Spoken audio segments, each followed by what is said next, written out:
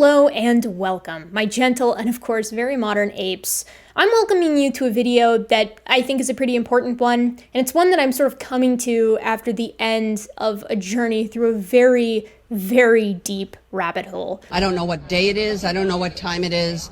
I'm a little more than a little jet lagged. I haven't eaten in probably 2 days. I'm just trying to sort of push through, do my work. Normally I start these videos and I say, welcome to Gutsick. This is where we do things like read up on the latest news in paleoanthropology or primatology, and I talk about how we bust a lot of pseudoscience. Make no mistake, we will be doing that, but today I'm going to start off a little bit differently. I'm going to start off with my credentials. My name is Erica. I teach Introduction to Biological Anthropology at the honors level at my local state university. I got my BSA in pre-professional animal science. This is the pre-veterinary track back in 2019. And I also picked up minors in biology and one in anthropology. After that, I went to London and got my Master's of Research at the University of Roehampton in primate biology, behavior, and conservation. And I am currently a fourth-year PhD candidate in biological anthropology. I'm hoping to get my doctorate here in the next year or so. In my undergraduate career, I did fieldwork on civets in Thailand, and in my graduate career, I've done paleoanthropological fieldwork in Kenya on early Miocene hominoids. I've presented at the AABAs every year that I've been in graduate school, and I've spoken at several conferences outside of my academic life. Now, when it comes to debunking creationism, whether it's young Earth creationism or intelligent design or otherwise, I've been at that for approximately a decade. I started back in 2015 on the internet in regular places where people argue, like Reddit, and eventually I moved on to YouTube to reach a larger audience. In doing so, I have had the opportunity to meet, discuss with, and debate many large names and faces in the creationist community, whether we're talking about young Earth creationism, old Earth creationism, or intelligent design. Well, this is what I do. You can do whatever the you want to do. And I'm just having fun here. And in doing that, I have also received quite a bit of attention from them on their websites or on their YouTube channels. In fact, just last week, Ken Ham made a video about little old me. The other thing is, she mentioned the term inbreeding. You might be saying, oh my, what about the inbreeding? Inbreeding. Of course, that'd be a reference to the fact that the Bible says God made Adam and Eve. They had sons and daughters, who then had sons and daughters, who then had sons and daughters. And obviously, originally, from a perspective of biblical history, brothers had to marry sisters. Well, here's the thing. I mean, I can make love to my cousin in Nebraska, but if I take her on a date in South Dakota, I'm looking at 15 years prison time. Look, I'm not trying to tell you how to feel about incest. I'm just letting you know there's more to it than you've been told. If I may assess my own reputation for a moment, I think one thing that my channel has become known for here online, on YouTube at least, is giving creationist arguments a fair shake, taking them at face value and deconstructing their robusticity. At least that's what I try to do. And I love what I do as a woman in STEM, whether we're talking about academia or my hobbies here on the website. The reason I'm beginning with my credentials is pretty specific. People take risks when they talk outside of their area of expertise, and I'm not saying that those risks should never be taken. You can absolutely give a phenomenal talk or write an excellent paper about a subject that you don't have a formal education in. Today's a good day to be an autodidact, but it's dangerous to speak outside of one's area of expertise, because sometimes people who are experts in that area listen, and they fact check you with papers and with data. Experts in a subject can dissect what you say, word by word, and demonstrate that what it is you've been promoting is either out of ignorance or deception. I know this from experience. I have had this happen to me, and I've done it to other people too. And it sucks. It's not fun to realize that you weren't as well-read in a subject as you previously thought you were. And your job when something like that happens is to quickly, promptly correct yourself. And then, more importantly, you don't do it again. You learn from your mistake, and you're more careful and thoughtful about the topics that you speak on, or at least about the research that you do before you speak on those topics. Because there is nothing worse than getting put on blast by someone who knows way more than you in a given subject. It can be embarrassing, it can be humiliating, and it can kill your credibility. Anyways, today we're going to be talking about Doug Wilson. Doctor, I can The context for this video and several videos moving forward is rooted in a single event that happened around this time last year, when Ken Ham hosted Doug Wilson and a bunch of other guys at the Fight, Laugh, Feast conference, the theme of which was the politics of 6-day creation. Ken Ham is and has always been very strategic with who he rubs shoulders with, so immediately my curiosity was piqued. Who is Doug Wilson? Who are these people that he's bringing with him? And that is what led me down the rabbit hole that I mentioned at the beginning. It's actually pretty hard to talk about Doug Wilson without risking being accused of poisoning the well because of all the things that Doug has said and supported in the past, even if he has done those things quite proudly. Now, obviously, I have a lot of opinions on what Doug Wilson says and what he thinks that we as a nation should do. But where we're beginning today on this little journey together is with Doug Wilson's conception of science, how he treats it, how he understands it, the effort that he's willing to make sure he understands it. Given the title of the conference that Wilson helmed, it should come as no surprise that he himself is a young Earth creationist. After all, they wanted to host the conference at the giant Noah's Ark replica within spitting distance of the Creation Museum. Now, normally, I don't care what some random pastor has to say about young Earth creationism. After all, they're all drip-fed from the same source, that being Answers in Genesis, CMI, or ICR, or some combination of the three, with, God willing, a dash of the New Creation blog. But I was intrigued by that title, The Politics of 6-Day Creation. Where I'm really interested this time is where Doug Wilson's young Earth creationist ideas intersect with his other ideas. I'm a creationist watchdog, so I like to see where creationism is taking root and for what reasons, and so I feel like it's only my duty to look into this one. So, what are Doug Wilson's other beliefs? I don't have a headache. I'm just preparing. Well, like I said, it's hard to talk about them without poisoning the well. What I think we're going to do is listen to some of Doug Wilson's relevant positions for the topic of today from his own mouth. First things first, Doug is a Christian nationalist, so he believes that his version of Christianity should be enshrined as the country's religion, and all the elected officials and policies should reflect that. Given he is a young Earth creationist, you can see how this is relevant to me. I want the authority of the Lord Jesus to be confessed by the House and the Senate, and I want the President to sign it. And I trust my bona fides as a Christian nationalist there are in order. I want our society to confess together that Jesus rose from the dead.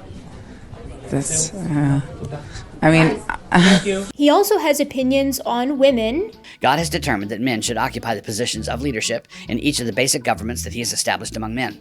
These governments would be those of our civic life, Isaiah 3:12, our life together in the church, 1 Timothy 2:12, and in the family, 1 Corinthians 11:3. We live in a generation that has largely abandoned sex roles in the home, which means that many young women have not been taught how to be homemakers at all. And when you combine this with the widespread societal reluctance to be critical of any women about anything womanly, and the ordinary bell curve issues that dictate that some women will be lazy, manipulative, and impossible to deal with, you have quite a toxic brew. The meme I've included here is overstated, but not by much.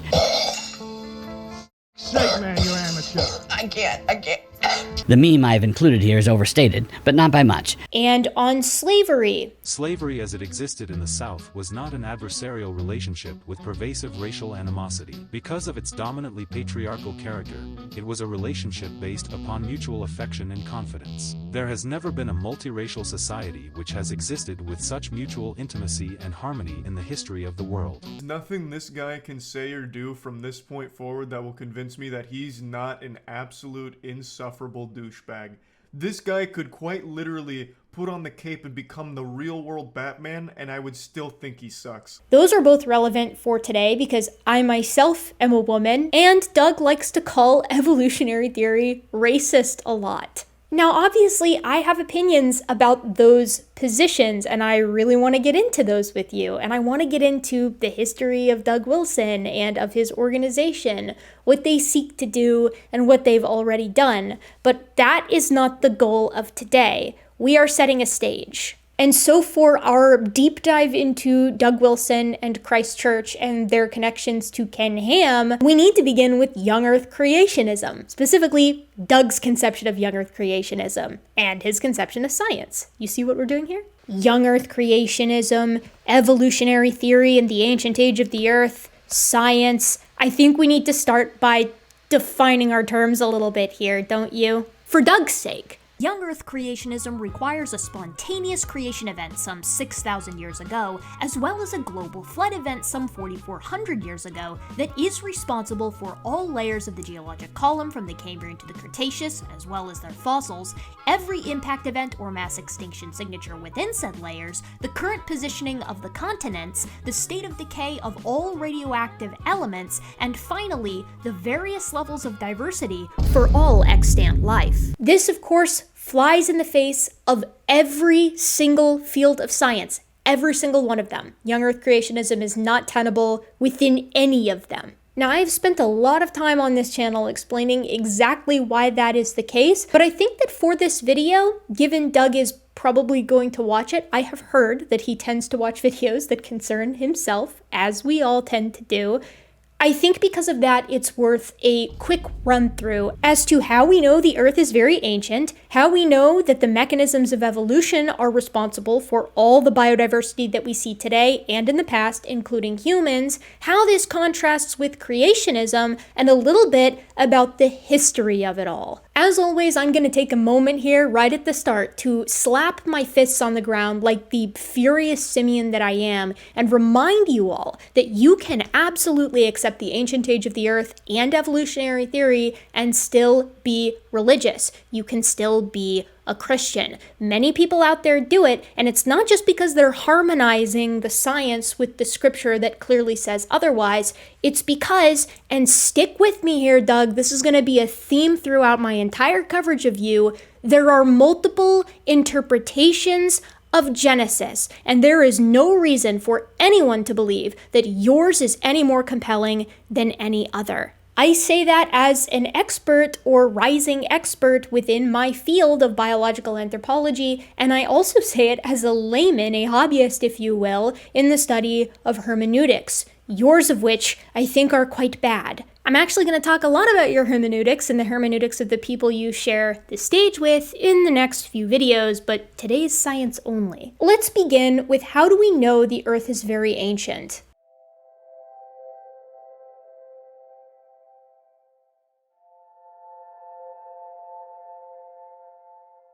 The idea that the Earth might be extremely old has existed since the dawn of human civilization. This concept exists in many mythologies, but the Greeks were some of the first to write it down and consider it from a scientific or naturalistic perspective. Xenophanes, Herodotus, and Xanthus of Sardis, as well as Aristotle, all wrote of geologic change, specifically with regard to the land and the sea. Christian thinkers of the early church were inspired by the writings of the Greeks for a lot of different areas, but science was not one of them. They weren't exactly concerned with the age of the earth at the birth of the church, mostly because they had bigger doctrinal fish to fry. In fact, the age of the Earth per se wouldn't be a topic of conversation really until James Ussher in the 1600s. Genesis, however, and its interpretation was a hotbed issue from Augustine onward. Augustine wrote extensively in some of the early days of the church, and he's revered in most Christian denominations to this day.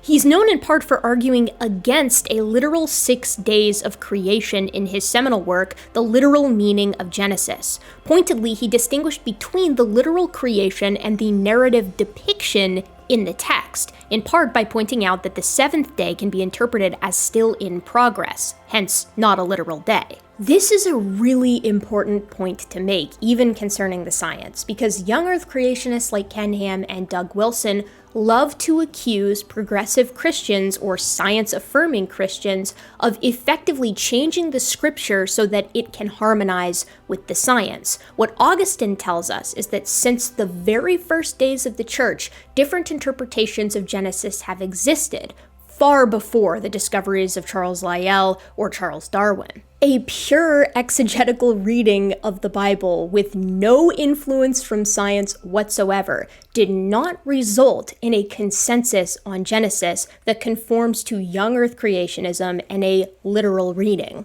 And this idea did not die with Augustine. It persisted in the theologies of other major Christian thinkers such as St. Thomas Aquinas. That would change in the 1600s when studying biblical chronology really came into vogue, and several different scholars and thinkers were trying to determine, using the Bible and extra-biblical sources, exactly when creation occurred. The most popular chronology, of course, would come from Archbishop James Ussher.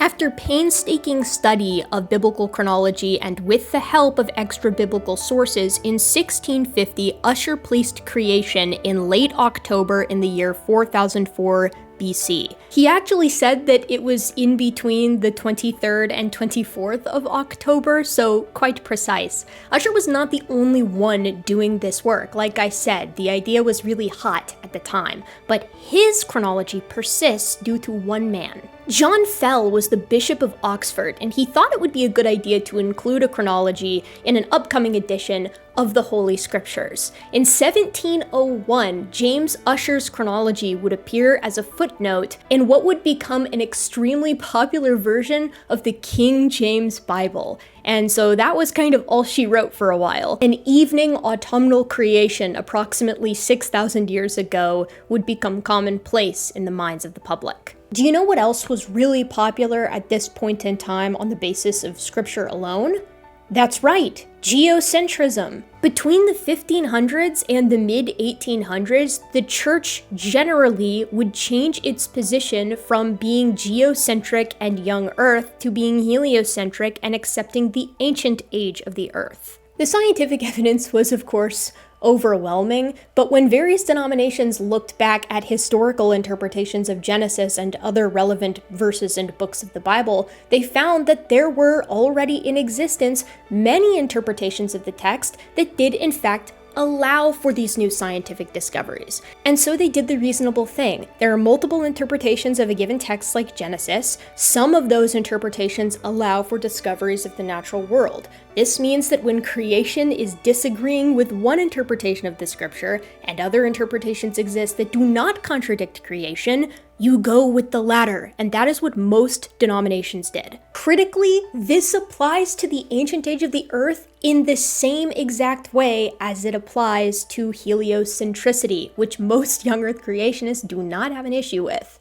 So what discoveries exactly triggered this change with regard to an ancient Earth? Believe it or not, it started with fossils. There was a period of time in like the 1600s when fossils were seriously disputed by people. And when I say disputed, I mean people weren't sure if they were of organic origin or just sports of nature, like funny rocks that happen to look like things. It's really easy to sit here and laugh and poke fun at people in the past for having opinions like that, but to be fair, the notion of a process that can transform dead things into rock versions of themselves is pretty fantastic, and it took a lot of work to support that idea. That work was carried out in the 1600s by naturalists like Robert Hooke, Steno, and John Ray, who competently supported the notion that most fossils were in fact of organic origin. Despite the fact that Hooke, Steno, and Ray didn't think that the flood could be responsible for these fossils, namely because they were found all throughout the geologic column and all over the world, they didn't feel that a flood that lasted a year could actually be responsible for something like that. Wish the creationists today could remember that little number. This still led to the rise of an idea called diluvianism. This is the great granddaddy of modern flood geology. The idea that the Great Flood of Noah is responsible for at least the fossils.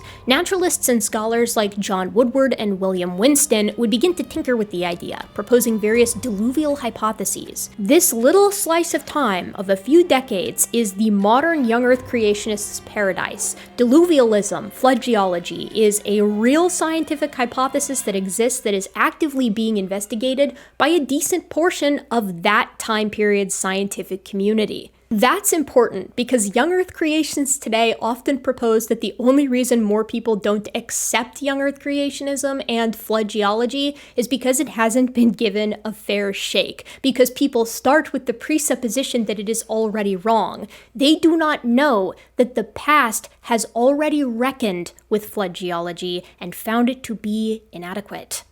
It's not fair. It's not fair that, like, this is even something that I think anyone has to go through.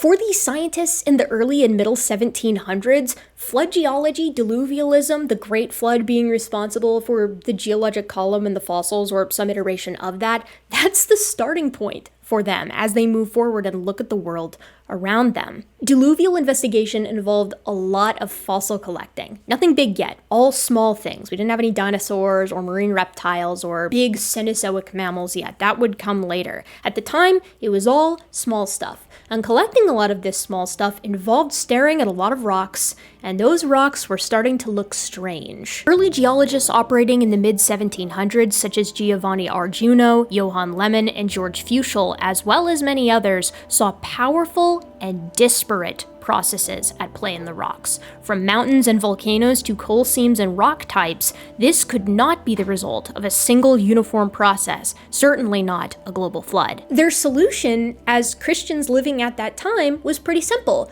They were like, well, only the recent stuff is due to the global flood. All of that other deeper, older-looking stuff, well, maybe that stuff was created ex nihilo, or maybe it existed in the primordial chaos before God began to order creation. These observations, as well as many others, roiled in the mind of Comte de Buffon. Buffon was a big fan of Isaac Newton, and had read the speculations by Newton on how long comets took to cool down. He thought he could experimentally test these ideas, specifically in relation to the Earth. Buffon heated spheres of minerals and recorded the time that it took for them to cool down, determining that Earth was tens of thousands of years old, nearly 100,000. He wrote this up in 1778, arguing that the days in Genesis must be intervals of time. James Hutton was simultaneously coming to a similar conclusion by looking at rocks. A medical doctor by training, he became fascinated by the manuscripts on geology that continued to come out. Hutton would study geology for all his life, culminating in The Theory of Earth, where he argued that we need not invoke any exotic processes.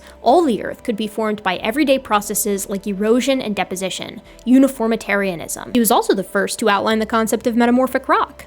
Critically, the vast majority of these scientists and thinkers that we've talked about are Christians, and yet we can see that by the late 1700s, a metamorphosis has already begun. Like Galileo and his sun-centered solar system, the ancient Earth was prompting a second look at the consensus interpretation of books like Genesis. The next big step came in the form of Mary Anning's Impossible Monsters.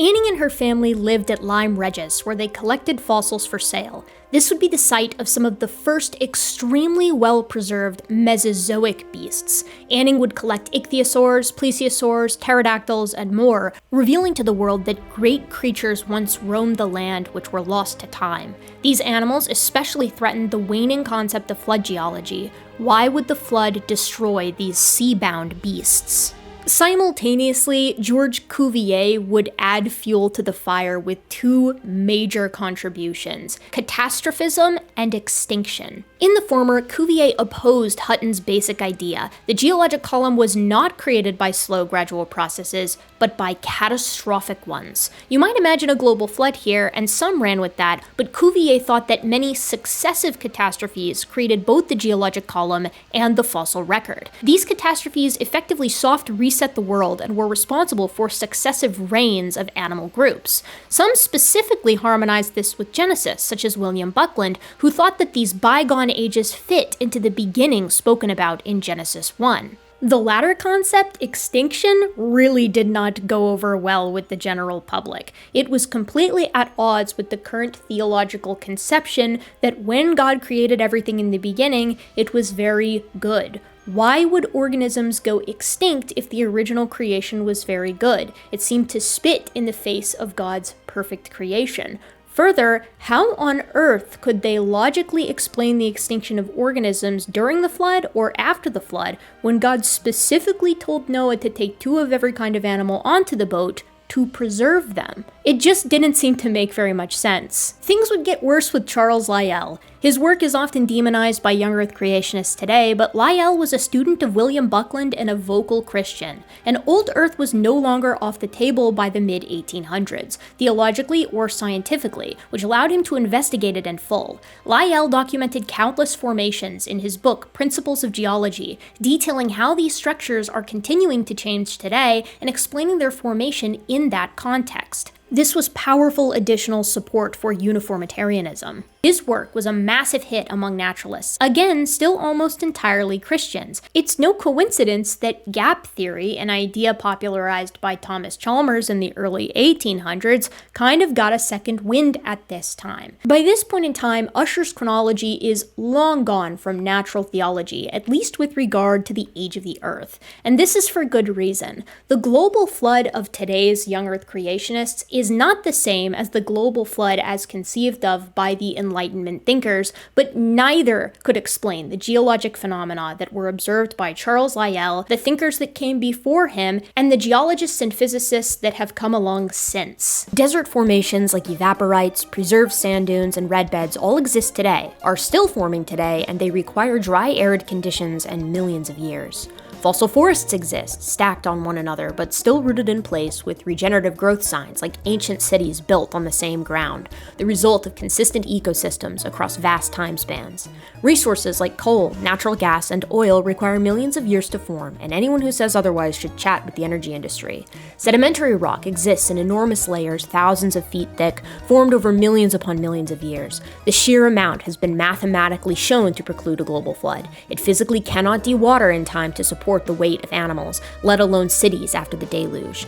Deep shales with iron oxide formed through contact with open air and above sea level deny an underwater formation, and the hundreds of reversals of our magnetic field cannot be crammed into a single year. Limestone, with its calm and warm water prerequisites, could never have accumulated thousands of feet high in a global flood, and ancient coral atolls reveal a history older than the young Earth creationists' entire universe. Ice cores, tree rings, and the humble varves too not only preclude the flood in their record of the seasons, hundreds, thousands, and millions of years ago, but corroborate one another in their timekeeping. Hundreds of craters too pockmark the geologic column, each impact capable of regional or worldwide destruction, which alone would require hundreds of years for the Earth to recover, and together would fracture the world in twain.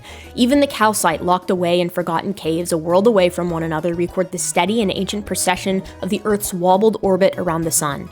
These processes all independently converge on an ancient Earth, many corroborating one another on specific times, a statistical impossibility if not reflective of reality. Geologically speaking, the Earth doesn't look young, not even close. The discovery of radioactivity and the law of radioactive decay would come along in the late 1800s and early 1900s, and if geology in general was bad for young Earth creationism, these concepts, through radiometric dating, would kill it outright. As it would turn out, rocks contain elements, specifically radioactive isotopes. Now, radioactive isotopes come in 2 forms. They can be stable or they can be unstable. And unstable radioactive isotopes, the parent material, will spontaneously decay into a daughter product at a known rate. The radioactive decay law states that the rate of decay of a radioactive substance at any given time is directly proportional to the number of radioactive nuclei present in the sample at that time. We measure the rate of decay using half-lives. This is the amount of time that it takes for the amount of parent material present at any given time to decay into its daughter product. Half-lives are consistent, and we know this because we have tested this thousands and thousands of times. This means that the rate of decay cannot be changed in meaningful ways in nature, or in the lab for that matter. This is an objective means by which to determine the age that a rock formed using exclusively the assumption that physics works the same now as it did in the past. Creationists will argue against the efficacy of radiometric dating in a number of different ways. Sometimes they'll say, well, how do you know that when the rock formed it was all parent? Suppose it formed with some daughter product already present. And the issue with this is that we see rocks form today. and they form with all parent. In the very rare situations where they don't, it's usually due to partial mixing in like magma chambers beneath volcanic structures like volcanoes, for instance, but they have diagnostic criteria, meaning we know when mixing has occurred due to geologic morphology and other such chemical means. They'll also argue that it is possible that the rate of decay for a lot of these elements could have been faster in the past. No, that is not possible, because that would fundamentally rewrite very basic laws of physics that quite literally hold the universe together. And in addition to that, if you try to speed up decay and fit in 4.5 billion or even just 500 million years worth of decay into just a year, because decay releases heat, you end up vaporizing the granitic crust of the Earth at least a few dozen times over. A wooden boat is not going to survive this. I've talked extensively about the heat problem elsewhere. We're done when I say we're done. Because igneous rocks start out as all-parent, and a lot of these types of radiometric dating rely on elements with pretty long half-lives, if you're dating a brand new rock, it is all-parent. This is effectively like trying to measure a semi-truck on a microgram scale. You're looking for daughter product that simply isn't there, so you will receive noise in return. The young Earth creationist would understandably respond with, well, that sounds awfully convenient. You're telling me that radiometric dating only works on rocks that we didn't observe forming? How can we trust them to work on rocks we didn't observe forming if they can't work on rocks that we did observe forming? And to that I say, no, they work on rocks that we observed forming as long as they've had enough time to begin the decay process. My favorite example of this is a paper from the early 2000s, which used argon-argon dating on rocks formed during the Mount Vesuvius eruption that destroyed Pompeii and Herculaneum. Because this eruption happened approximately 2,000 years ago, enough daughter product had accumulated to get an actual age, which just so happened to match that of historical records, the calendar age. That's not proof.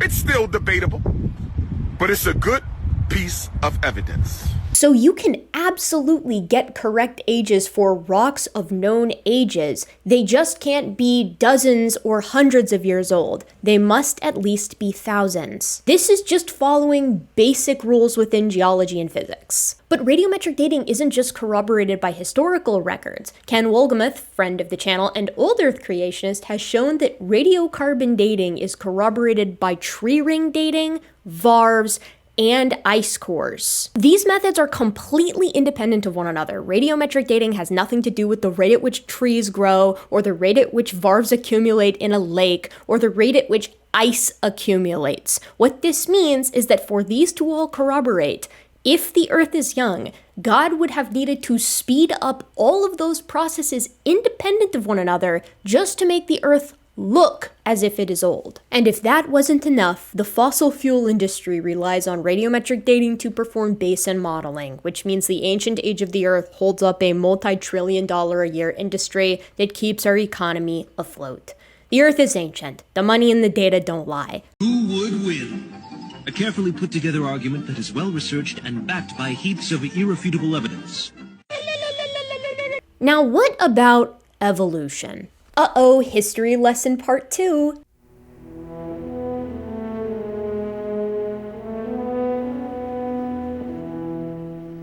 Around the same time that all those geologists and physicists were beginning to come around to the ancient age of the Earth, the mid-1800s, biologists were asking a single very important question directly related to the fossils that kept coming up.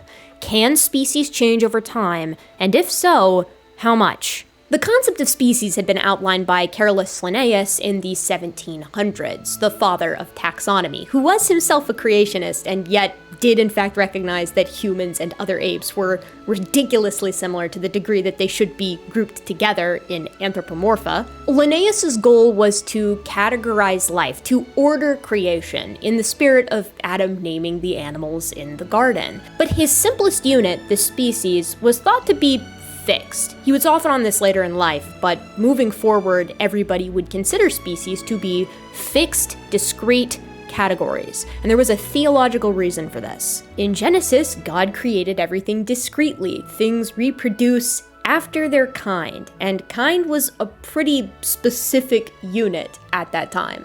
The reason it was specific was because people hadn't been studying organisms for very long, not systematically at least, and so no one had ever seen anything really change all that much. Species looked fixed, and so God must have created them more or less that way approximately 6,000 years earlier.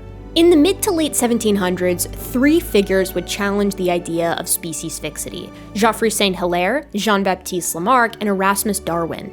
Each proposed different ideas as to how and why species might change, with Lamarck's inheritance of acquired characteristics being perhaps the best remembered today, the idea that organisms that gain traits in their lifetime can pass them on to their offspring. These ideas, proposed in part due to the sheer diversity of life on the planet and the growing amount of time that was being supported, were challenged by the likes of William Buckland and Georges Cuvier. It wasn't like no one thought species could change at all. After all, people had been domesticating animals and creating new breeds for quite some time, but the real question was, how much could they actually change, and what would be the implications of that if they could change quite a bit? The consensus at that time was that species could change a little bit, but never enough to be considered something different, a fundamentally different species. And part of this boiled down to the observation that things seemed really well suited for the habitats in which they lived. Natural theology, if you will recall, was all the rage at the time, and this was exemplified by the work of William Paley. You may have heard of his name before. He's responsible for the watchmaker argument. This is a teleological position that makes use of the complexity of a simple pocket watch. No one would look at a pocket watch and think that it came about by accident, but rather by the hand of some intelligent designer. Intuitively, this is a pretty good argument. And one young fan of William Paley, who might be familiar to you, thought so as well. His name was Charles Darwin.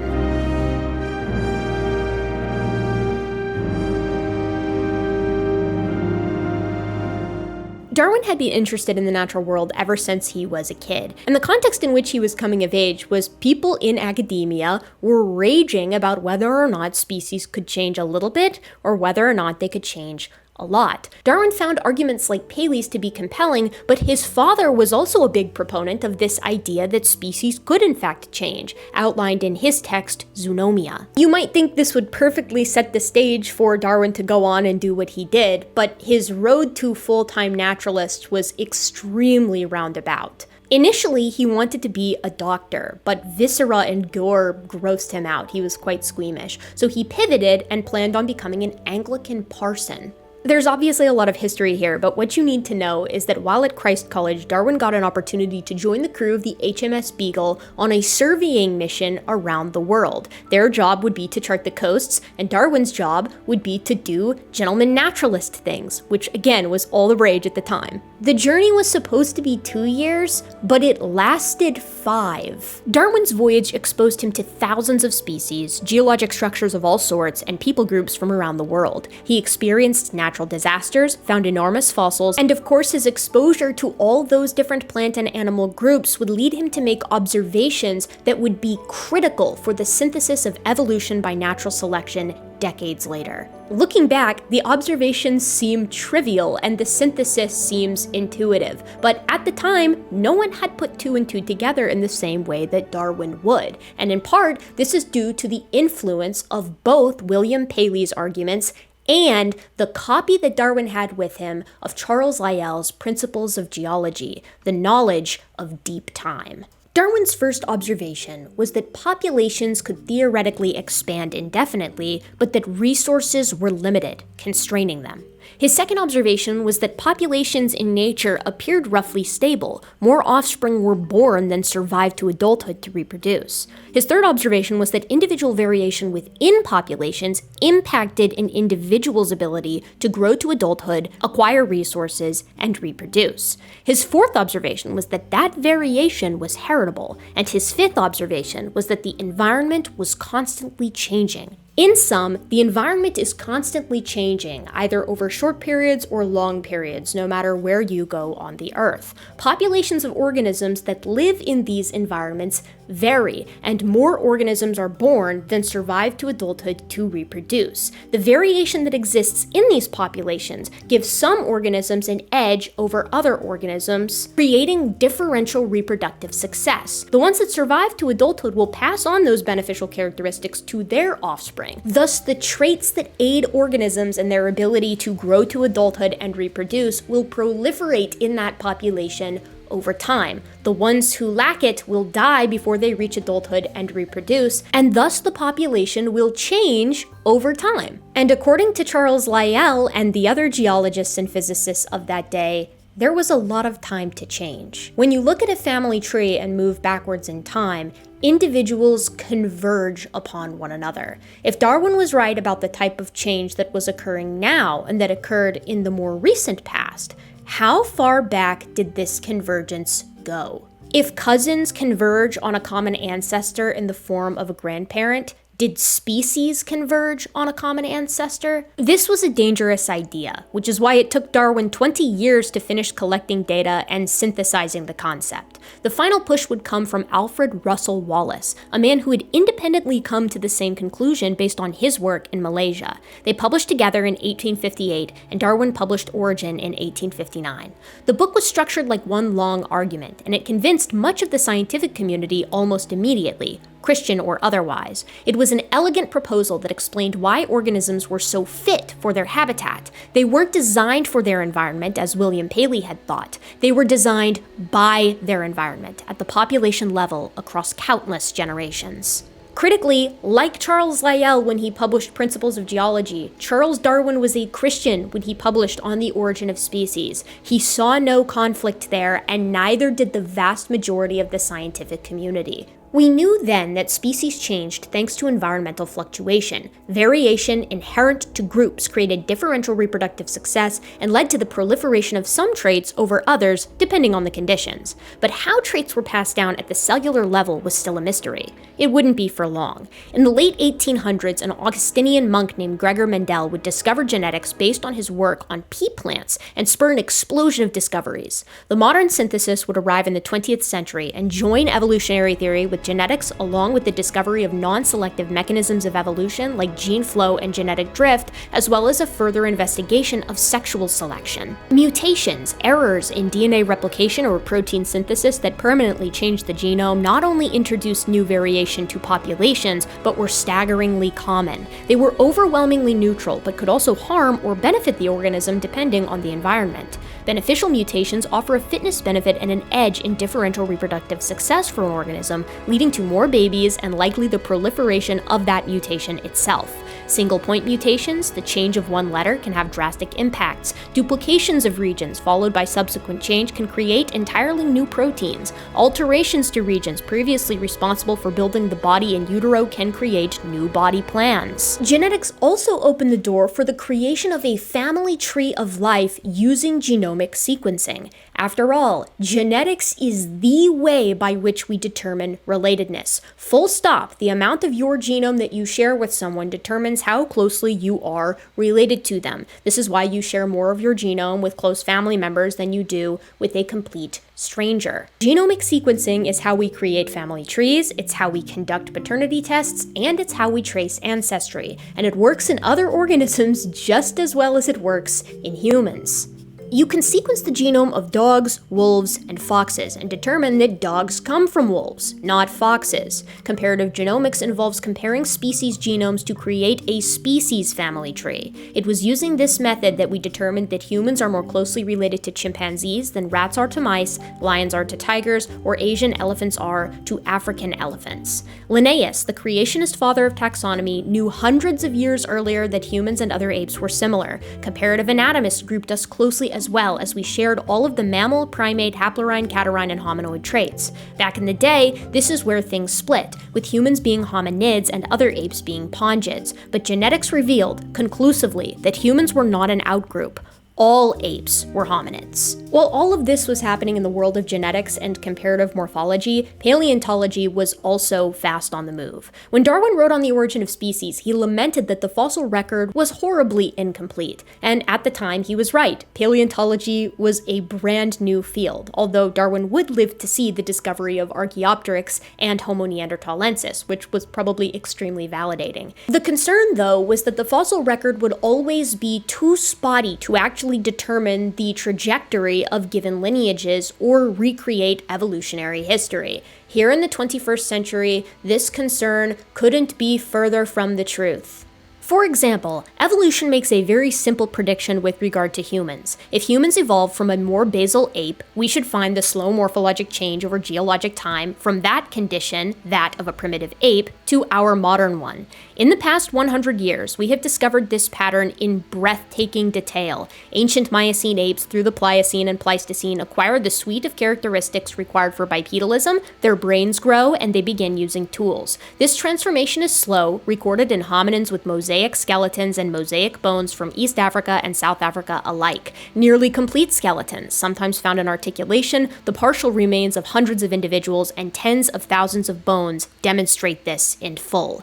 The same is true for just about every other animal group. Cetaceans, birds, tetrapods, carnivorans, perissodactyls, and more. Slow morphologic change over time, suites of traits and nested hierarchies, and genetic work to underscore it all. This large-scale change is sometimes called macroevolution by young Earth creationists, but this isn't actually true. Macroevolution, remember, just refers to speciation. Still, the idea of accepting microevolution, which is change within a species, and not macroevolution, which is speciation, is completely ludicrous. The only difference between these two definitions is the time span at which we are observing. Microevolution is functionally the same exact process as macroevolution.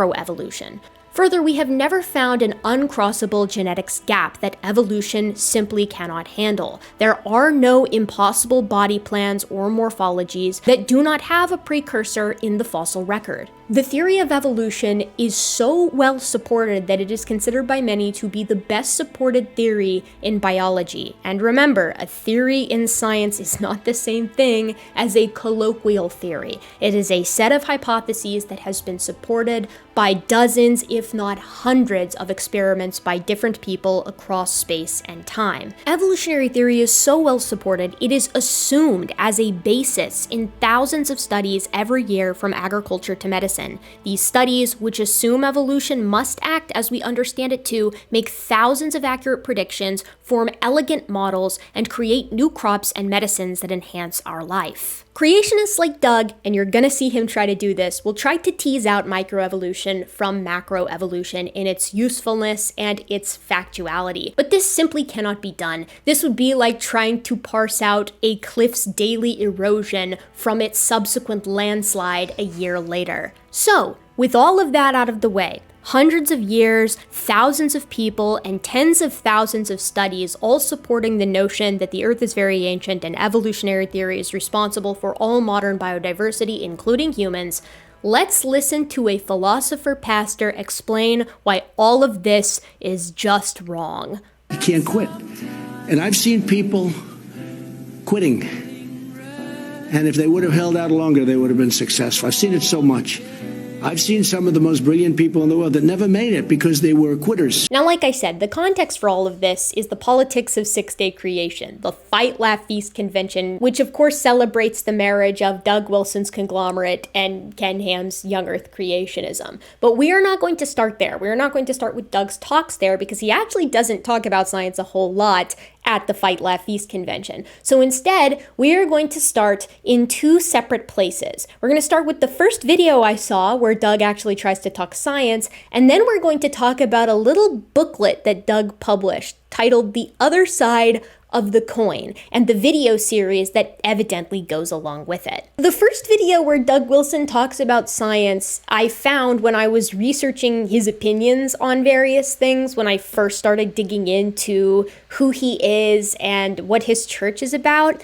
And this video is titled don't make your wife a lesbian. Love alcohol. It is a great neurotoxin. I love when it takes away my cognitive functioning. I love not remembering anything. I love liver damage. Now, this is not the first video where Doug has ever dipped a toe into science, obviously. This is just the first one that I found. In the midst of condemning homosexuality, of course, and talking about how effeminate men are today, Doug decides to talk about the evolution of sex. Why would sex have evolved anyway? Organisms, prior to the quote-unquote evolution of sex, had figured out a way to multiply without a partner, right? Obligatory, the reason why I speed up clips is so I don't get erroneously copyright claimed, but no doubt there will be people out there who think that I did this to feminize Doug and thus reduce his credibility, which, one, the idea that those two things are linked is pretty in line with the Doug Wilson fan, but two, he doesn't need my help to lose credibility, as you will soon see. This, however, this starting question is actually a pretty good one. Why did sex evolve when asexually reproducing organisms already had a pretty good thing going? Isn't that a secure way of doing it? A couple of things right off the bat here. First, the literature base for the evolution of sex is just absolutely enormous, and Doug makes it clear in this little clip and in other places that he has never done even the scantest bit of research as to what scientists say about the evolution of sex and what supports various hypotheses for it. Second, and this will also become clear shortly, Doug unfortunately conflates sexual reproduction with the physical act of sex in animals. Finally, third, the idea that there is a purpose or that an organism decided to come up with sex reveals, of course, a gross misunderstanding of what evolution is and how it works, something that would be rectified with a middle school or perhaps high school biology education. But that's okay. That's why we're here. Asexual reproduction is a reproductive style that involves a single parent and results in offspring that are genetically identical to that parent. Sexual reproduction, on the other hand, involves two parents combining their genetic material to create offspring that are identical to neither parent. They are unique. Sexual reproduction is not better than asexual reproduction. They both have pros and cons as reproductive strategies. This is a really important concept in evolution that creationists often don't get. What is beneficial is context specific, and an increase in fitness in one environment necessarily involves a decrease in fitness in others. The biggest and most obvious positive of sexual reproduction as opposed to asexual reproduction is that it results in greater variation in the offspring. If you will recall, variation is a pretty important idea within evolutionary theory because variation allows populations to be more robust in the face of a changing environment. It's more likely that some organisms will be better fit for that newer environment as opposed to others. If all organisms are equally fit within a given environment and that environment suddenly changes, they are all screwed. Screwed because they couldn't screw. What a world. Now, with regard to the evolution of sexual reproduction from asexual reproduction, it almost certainly involved a step where we had organisms that could reproduce either sexually or asexually depending on the environment. How do we know this? Because we have those types of organisms alive today. Plants and fungi are, of course, classic examples, but some animals can do the same. And what's interesting about the types that are capable of both sexual and asexual reproduction is that they are some of the most primitive or basal of the members of the kingdom Animalia, echinoderms, cnidarians, and poriferans, among others, of course. Given sexual reproduction is so ubiquitous among the members of the kingdom Animalia, isn't it interesting that the most primitive or basal members of the kingdom are the ones who are capable of both sexual and asexual reproduction, almost as though we have a living evolutionary pathway? What evolutionary advantage was it to the first organism that decided to outsource this, making it dependent on the luck of finding a mate? Well, we already discussed this, right? Variation is a huge positive of sexual reproduction, and it helps bolster organisms or populations of organisms against a changing environment, meaning that when sexual reproduction first evolved, as it would have in a single cellular eukaryote that was also capable of asexual reproduction, all it would have taken was a harsh local environmental change that would have selected for eukaryotes that were capable of both asexual sexual and sexual reproduction instead of just asexual. We even have numerous proposed hypotheses for how, physiologically speaking, sexual reproduction could have emerged from asexual reproduction and other normal cellular processes. But Doug doesn't think about sexual reproduction from a biological sense. He thinks about it strictly in the sense of modern mammalian-style copulation with genitals from two opposing sexes. And why did that mate happen to evolve the counterpart sexual organs that would even work? And what were the odds of these two freaks meeting and liking each other? Not a smart move. Sexual reproduction didn't evolve like that, Doug. The ability to combine genetic information from two parents necessarily has to come first. But there are tons of steps in the evolution of sexual reproduction, from the simplest type seen in single-cellular eukaryotes, which are basically just combining genes across a cell membrane, up to the type of complicated courtship, copulation, and internal fertilization that we see in a lot of mammal species. Corals, which are extremely basic animals, can reproduce asexually by budding, or they can spray their gametes out into the open water, millions upon millions of individual sex cells, in hopes that they might meet their complementary other. No genitals needed. In many fish species that practice external fertilization, females will lay their eggs in specific locations and wait for males to come along and fertilize the clutch. Again, this involves a lot of gamete spraying, no genitals needed. But internal fertilization doesn't always require genitals either. Many animals with cloacas will engage in copulation via cloacal kissing, no external genitals needed. By the time we reach internal fertilization with the sort of classic lock and key setup, everything else required by sexual reproduction is already in place. In fact, you can pretty easily see how that kind of setup could emerge or evolve from something like cloacal kissing. The more internal the fertilization, the more a given male can ensure that he's the dad. This is an oversimplification, of course, but we are nowhere near in the dark on this. And certainly the question to be asking is not, how did the male evolve the penis at the same time the female evolved the vagina? That's silly. At the end of the day, it's just another example of you being stupid. But Doug uses this seemingly intuitive argument to make the case that sex could not have evolved by regular run-of-the-mill evolutionary processes, and that thus we must be created. So sex is an invented thing, an artifact. It is not the end result of a blind process, the result of time and chance acting on matter. As a created thing, we see that it is involved in everything. It affects everything. He uses that as a stepping stone to argue that the gender roles he wants to see instituted in society are divinely imposed. We do what we do all day long as a man or as a woman. Each of us has an assigned nature. So God is the creator God, overseeing all of this, because we reject evolution and affirm the foundational doctrine of creation. That is the thesis statement for everything Doug says with evolution in relation to young Earth creationism. They must reject evolution so that they can argue that the world that they want to see is divinely commanded. Doug has a world that he wants to see come to fruition, and many of the roles within that world, or the philosophies within that world, are rooted in his interpretation of Genesis. Therefore, anything that challenges that interpretation of Genesis, like evolutionary theory, for example, must be false and must be obviously so. Doug really wants women to be subservient to their husbands, to submit to them on every possible occasion, and that involves a whole lot of different extra stuff like taking away their right to vote as independent people. That idea hinges on a specific teleological creation of men and women as they are now in the Garden of Eden 6,000 years ago, with concrete roles assigned at the beginning. This is why I brought up those earlier positions of Doug's, and of course the racism thing, which is mostly just tied to the fact that he's a pot trying to call the kettle black. So now that we've got the motivations down, we can turn to Doug and his compatriots' many fumblings of science, beginning with his review of the book Why Evolution is True by Jerry Coyne, and Doug's review is titled The Other Side of the Coin.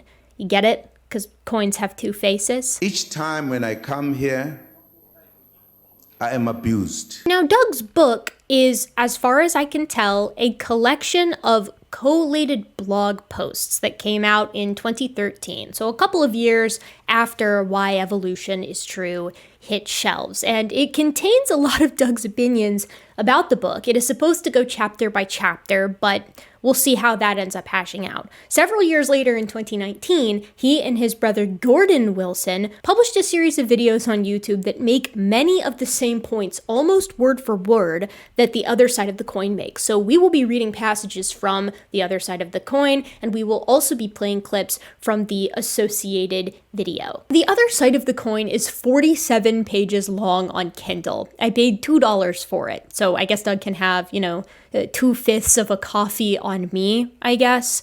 It is staggeringly short compared to the book Why Evolution is True, which is 250 plus pages, and that's not including citations. He begins the text by talking about how he's punching outside of his weight class, which, yes, I should say so, and I would caution people against doing that without the proper research, which, as you will see, Doug did not do the proper research for this text. Case in point, in this very first chapter, after complaining about Jerry Coyne's materialism, Doug Wilson, of course, is a presuppositionalist, he moves on to, I kid you not, giving the mousetrap analogy in making the case for irreducible complexity. Now, how about it, Doug says. Tell me how a small wooden platform can catch mice in the course of its evolution up to a working mechanism that catches mice more efficiently.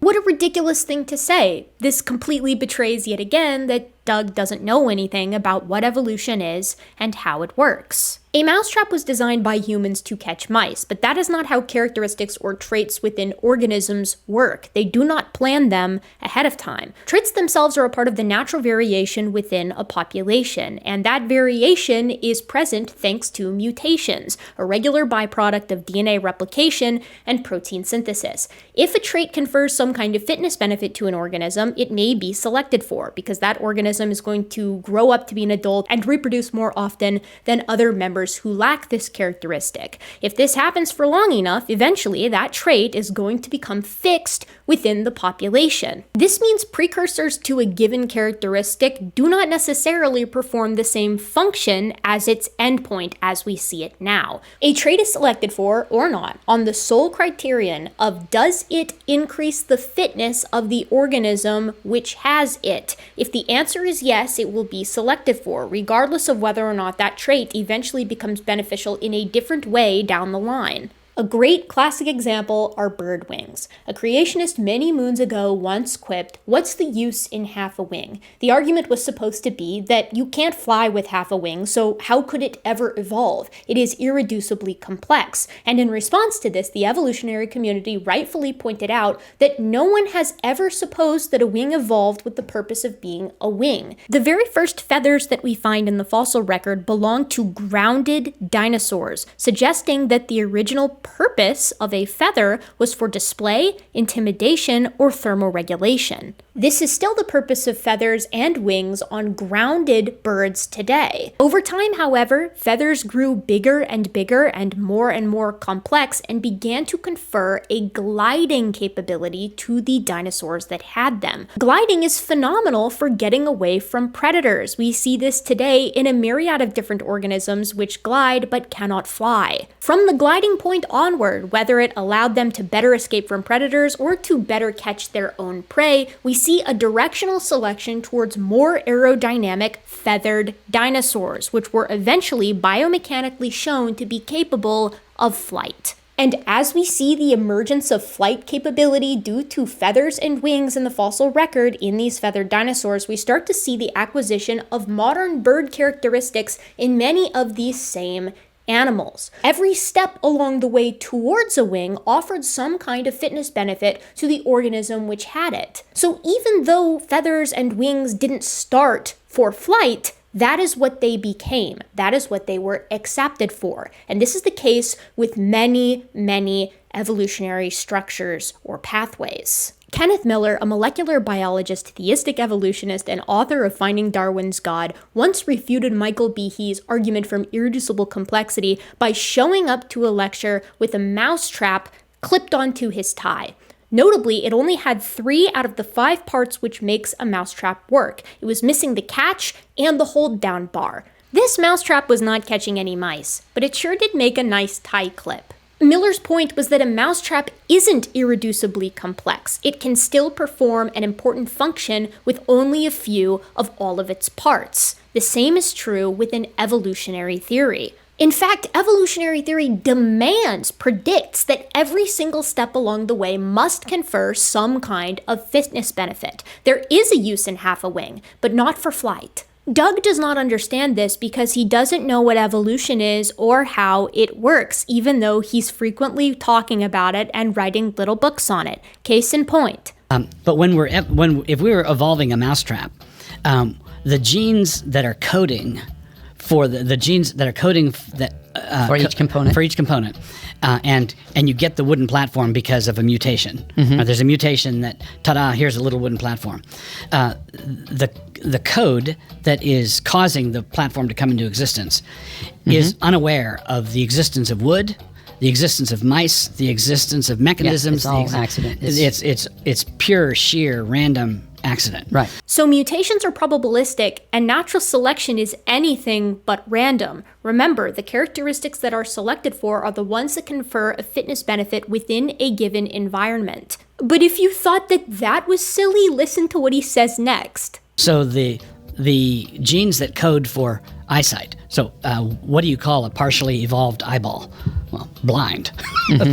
Right? Well, we have to be careful on some things. This is the worst possible example that Doug could have thought up. It's so bad that Gordon Wilson was like, well, we have to be careful. Eye evolution is famously not irreducibly complex because each stage exists in living organisms today and offers them a fitness benefit within the context of their own populations. Let's look at mollusks, for example. Gastropods like limpets have a mere patch of light-sensitive cells that allow them to tell the difference between light and dark. Those light-sensitive cells themselves being modified epithelial cells. Bivalves like the abalone have a cup of light-sensitive cells, which allow them to tell directionality of light and dark. Cephalopods like the nautilus close off this cup and fill it with fluid, which gives them a simple pinhole camera-type eye. Gastropods like the marine snail add a primitive lens, and finally, complex camera-type eyes are found in cephalopods like squid, which have a retina in addition to everything else. Critically, each advancement is made with the previous morphologic status as its precursor. Genetically, we understand how this transition happens. Hilariously, after being corrected, Doug is like, well, okay, maybe half an eye could confer some kind of fitness benefit. The problem with that, I think, is, and they would say, yes, when I say, what do you call a partially evolved eyeball? Well, blind. Well, sometimes you've got a partially evolved eyeball that's not blind. But what about all the times that a half eye does form and it's blind? Right. Other times, it's totally blind. It's totally blind, and depending on which part is missing and what function it's doing. And it's like, yeah, Doug, then it wouldn't be selected for. It wouldn't be top dog within its population when it came to differential reproductive success. It would be weeded out. And then he just tries to pivot to another subject. It's extremely embarrassing. But the other thing is... Oh, brother, this guy stinks! So after all that, Doug starts chapter 2 of The Other Side of the Coin, a chapter titled Occam's Shaving Kit, like this. Jerry Coyne's first chapter of Why Evolution is True begins with something of a patronizing quotation from James Monod. A curious aspect of evolutionary theory is that everyone thinks he understands it. Well, excuse us. Right, so let's just stop and analyze what's just happened there. No, Doug, you do not get to be indignant about this, because you actually do not understand evolutionary theory at all, and you demonstrate this all the time. I'm actually one of the few people on the face of this earth who simultaneously knows enough about evolutionary theory to determine whether or not someone else knows the basics of it, who also watches enough Doug Wilson to pass judgment on him with regard to this subject. And let me tell you, he doesn't know what he's talking about, like ever. He brings up Paley's watchmaker analogy, and Doug loves to point out the fact that you will often hear evolutionary biologists say that things look designed. And from Doug's point of view, this is like a tacit admission that there is in fact design there, and it's only a rescuing device, that they have to work out some other means by which you can get things that appear to be designed. He does this in his videos too. They keep falling into the language of design. Yes, they can't. Dawkins acknowledges that everything looks designed. Right. And they have to argue that that's an optical illusion, and they keep saying nature did apparent this. design, not real design. Nature did this, and nature did that, and nature did the other thing, which is quasi-religious language. It's evolution of the gaps. Evolution of the gaps, exactly. This would be a great argument if we didn't know of things that appeared to be designed which aren't. Natural arches look as though they are designed. They mirror human design in that way, and yet we know that they form naturally. Ecosystems are incredibly complicated, and yet we know that they form naturally. They develop from the ground up in areas that are undergoing primary succession and the like. But the best way to combat teleological arguments like this is to use the puddle analogy. The hole that a puddle is in appears to be perfectly designed for it, and if a puddle were to suddenly become sentient, it might look around at the hole that it's within and think, wow, this was made for me. It perfectly fits me, atom by atom. But that's not the case, right? The puddle accommodates the hole, not vice versa. This is directly analogous to the way that species appear to be designed for the niches in which they fill. But species were not designed for their environments. Their environments designed them, pruning off the individuals that couldn't fit within that environment until the only survivors were perfect for it. Doug complains about abiogenesis, which has nothing to do with evolution, before going on to ask, why should any given gene confer a survival benefit at all? Again, it often doesn't. Whether it does or does not is context specific. This is such a critical thing to understand within evolution that to not understand it is to effectively not know anything at all about the theory or the mechanisms that underpin it. He goes on about the Paley stuff for a really long time, and he kind of stamps his foot, and he's like, why does Jerry Coyne think that Paley's watchmaker analogy has been put to bed when evolution is such more far-fetched than something just literally being designed for the environment in which it is found? And I don't really understand this, because in the next chapter, he's going to go on and make the case that creationists do allow for some change within kinds. He doesn't know the history there. He thinks that they've always allowed for that. They haven't, as I showed earlier in this video, but I've talked about it in other videos as well. But like the kind of change that is happening within kinds that Doug insists creationists like him allow for also gives the illusion of design in exactly the same way that Paley proposes natural selection shouldn't be able to do. So which is it? Can natural selection hone organisms for their environment and make them appear well designed for it? Or is every species created? He doesn't know, and it doesn't matter. But in this same chapter, he says that he's going to give us his version of Haldane's dilemma, a long debunked problem with evolutionary theory that creationists still bring up, and Doug is going to bring to us a dumber version of it, if you can even call it that, in this chapter. But before he does that, we have to cover some really bad points. He starts with his issues with macroevolution, because of course he, like all creationists, accept microevolution. This also shows up in his videos. Every creationist I know, even the most hardcore creationists, would totally embrace that kind of selection. Microevolution. And microevolution, right. So the difference is they maintain that macroevolution is a lot of micro. is the brick wall, and microevolution is the brick. Right. They would just say it's a lot of accumulated micro. It is, and they do not refute this notion. Gordon elaborates on what he means here later. I would say, okay, this my science has shown that genetic change doesn't produce novelty, does not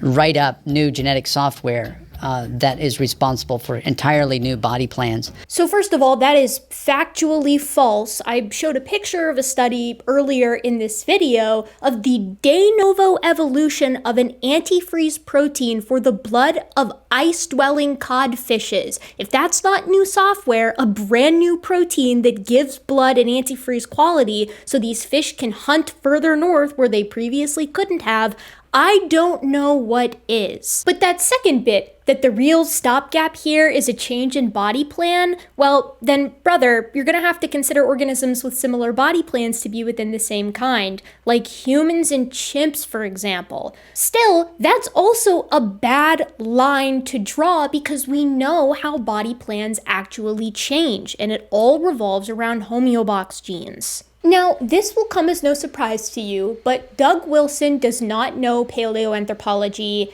at all. In fact, he can't even get the Piltdown Man right. I'm not kidding. The one thing that almost all creationists know about paleoanthropology is the Piltdown Man, and then that Lucy was just a fake skeleton or just a chimp or whatever. But that first one, they always nail it. Doug can't even do that. The results of the rest of this chapter are akin to what happened with the Piltdown Man, building up quite a story about Mr. and Mrs. Piltdown, and all from the tooth of an extinct pig. Doug, that's Nebraska Man. You're mixing up your creationist talking points. The Piltdown Man was proposed far earlier, was discovered to be a hoax far later, and was the result of a human skull coupled with an orangutan jaw and chimpanzee canine teeth, whereas Nebraska Man was not a hoax, but rather a mistake proposed by someone who was not a paleoanthropologist who misidentified a peccary's tooth. This second one was swiftly found out by actual paleoanthropologists. And then 6 years later, he does it again. What do you think it is that if you took a discredited, something that was a thing at the time, like the Piltdown Man, that was discredited, right, and the discrediting was accepted, right? You know, right. Yeah, the Piltdown Man went down. It went down. Why do some of these other icons that are equally discredited? I mean, Piltdown Man was like built up out of a tooth. Well, it was a jaw, an orangutan jaw, and a human skull. Orangutan, Gordon? Really? Come on. An orangutan jaw. My disappointment is immeasurable, and my day is ruined. Doug finishes this chapter by talking about the common evolutionary community response to what would disprove evolution, which is if you found a rabbit in the Cambrian. And Doug says, I just want to state for the record that if I ever found one, I wouldn't bother to take it in, knowing that I could not be believed. What do you mean Precambrian? That's a rabbit, doofus. That's right. There might be a conspiracy afoot. That's the implication, that maybe we have found rabbits in the Cambrian, but those evil scientists are so stuck in their paradigm that they can't see it. They're blinded by their evolutionary presuppositions.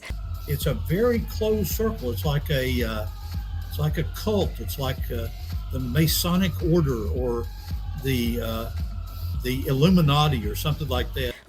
No, Doug, Precambrian rock is dated as Precambrian using absolute dating. So all you would have to do is walk a scientist to your Precambrian formation, point to the lagomorph entombed in the stone, and they would say, oh my goodness. The reason you don't hear about this is because it has never once, not even a little bit, ever happened that we have found Cenozoic fauna in the Precambrian, or Mesozoic fauna, or Cambrian fauna for that matter. But this is just a little wink and a nod toward Doug's already conspiratorial audience that maybe the scientists, the evil elite up in their ivory towers, aren't being completely honest. Come on, dude. In the third chapter, Doug wants to paint the evolutionary community as appealing to time, as if it were some ad hoc, miraculous means by which to make evolutionary theory plausible.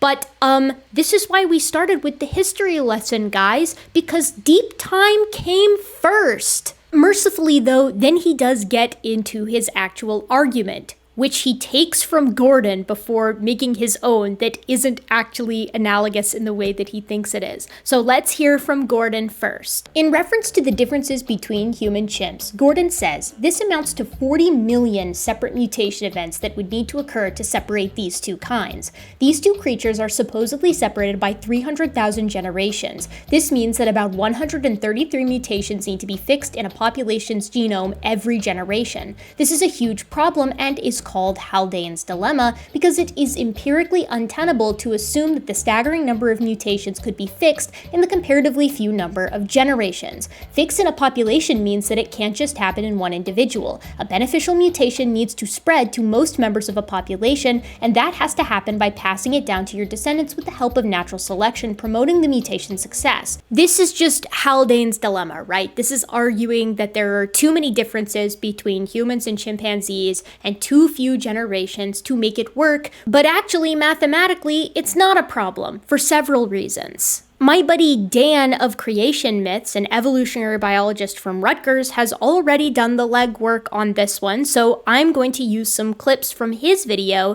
to explain it to both Gordon and Doug here. If you enjoy this video at all, given Dan's content is in here, you better go make sure you're subscribed. Dan points out that these estimations from creationists, like the Gunter Beckley types who come out with these waiting time problems, first and foremost mess up because they assume that mutations happen sequentially instead of in parallel, and they do not account for the effect of recombination. But he actually goes in depth to the human-chimp claims specifically. Let's run the math on these creationist claims.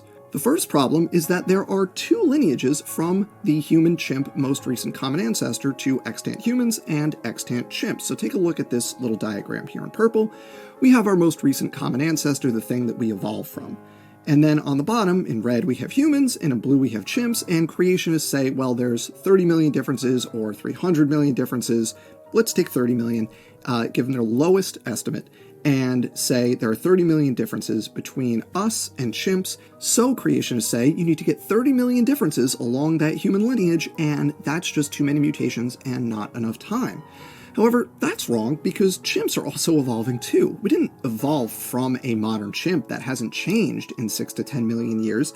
So instead of 30 million differences on the human lineage and 0 on the chimp side, it actually, if you take that 30 million number as valid, it should be about 15 million on one side and about 15 million on the other side if you assume it's about 50-50.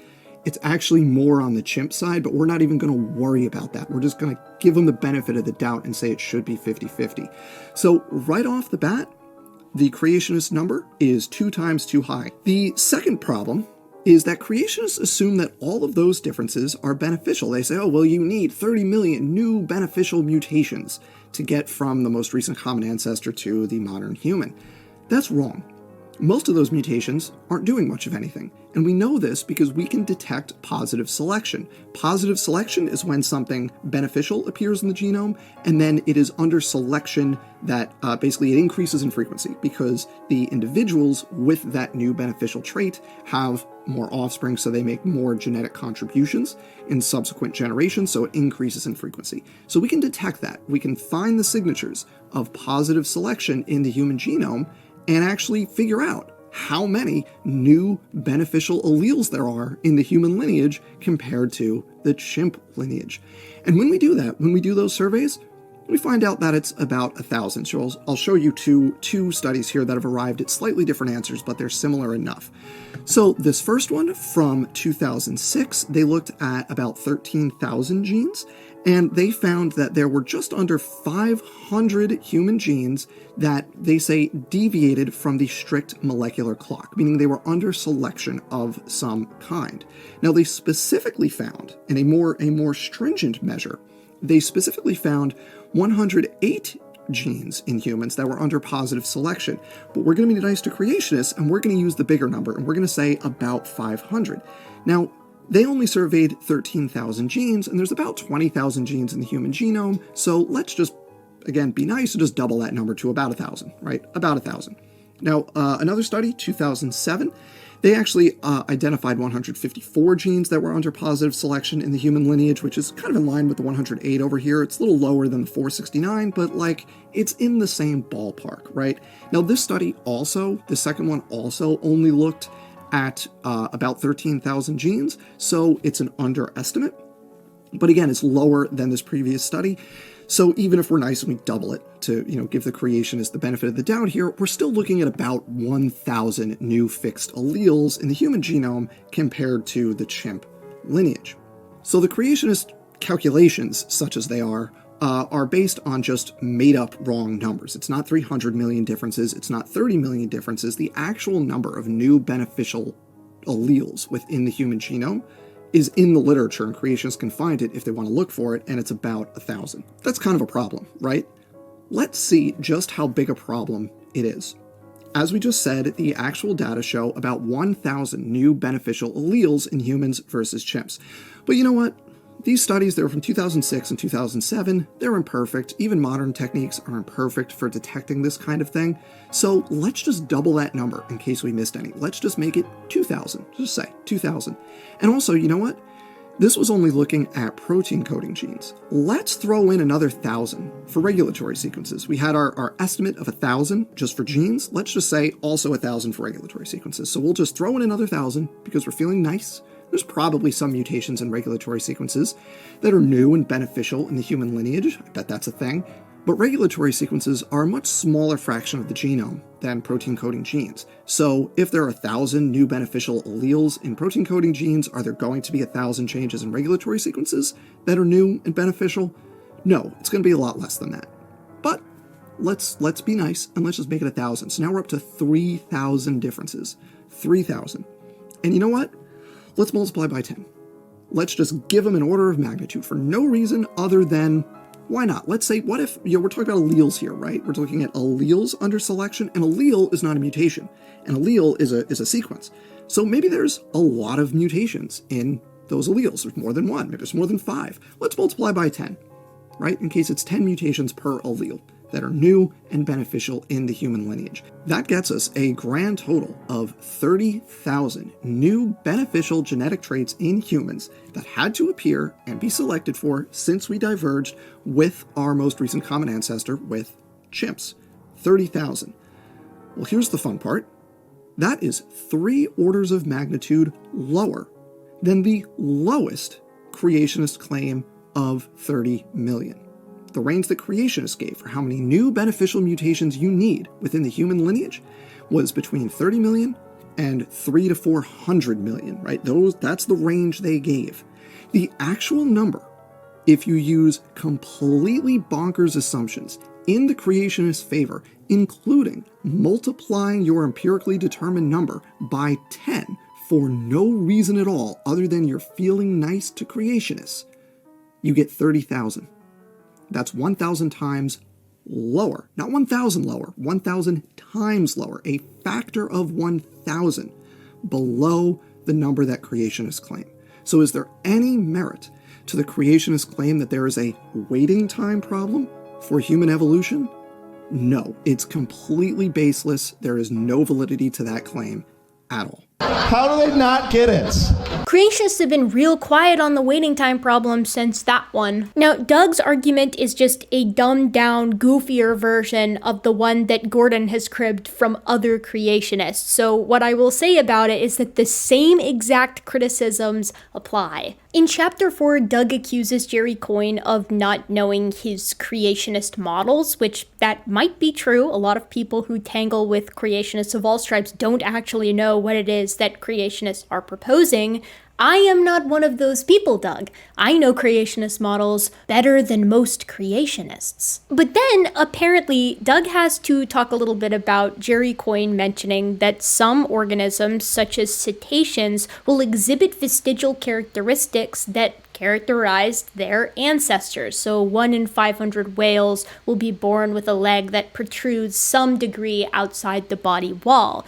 This is what Doug has to say about that. He says, my first method of doubt mentioned above would want to ask questions. How far outside the body wall does it protrude? 5 centimeters? On a whale? Should we call it the leg pimple? Why just one leg? Did they hop? Those bits of bone you found inside it, what are the grounds for identifying one bit, just centimeters long, as a whale tibia other than that it fits with the just so story you're telling? Reasonable questions, but let's move on to the second approach to evolutionary skepticism. This is not skepticism, this is ignorance. First of all, it's super easy to see the extent to which these hind flippers actually develop in the cetaceans that display them. It's a simple Google search, and frankly, I think this is super lazy of Doug. But there's a super specific reason as to why the appearance of hind flippers in cetaceans is support for their evolution from land-dwelling ancestors,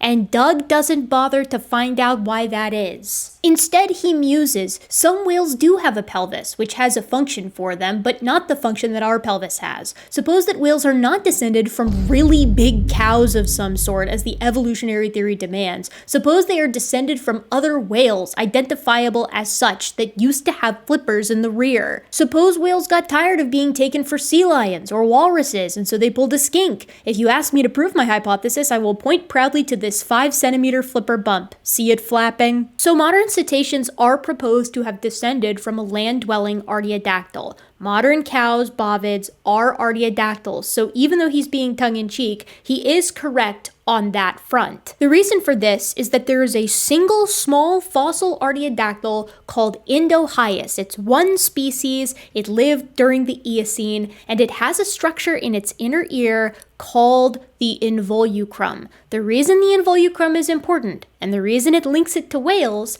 is because today, and in the past, only cetaceans have them, with the sole exception of Indohyus and a few progressively more aquatic mammals living in the same place through geologic time. But it gets better, because you know what those sequential fossils also have? They have the ankle, the astragalus, that only artiodactyls have today, and that carries on to ancient whales that are definitively whales like Basilosaurus or Dorudon. Hey Doug, why does a little land-dwelling artiodactyl cow-like thing have the inner ear of a whale, and why does every subsequent whale have the ankle of a little land-dwelling artiodactyl? Modern whales do descend from previous whales. It's just those previous whales descend from a land-dwelling artiodactyl. And this is written not only in their morphology, but in their genetics too, because modern cetaceans have the entire genetic suite to be able to smell above water,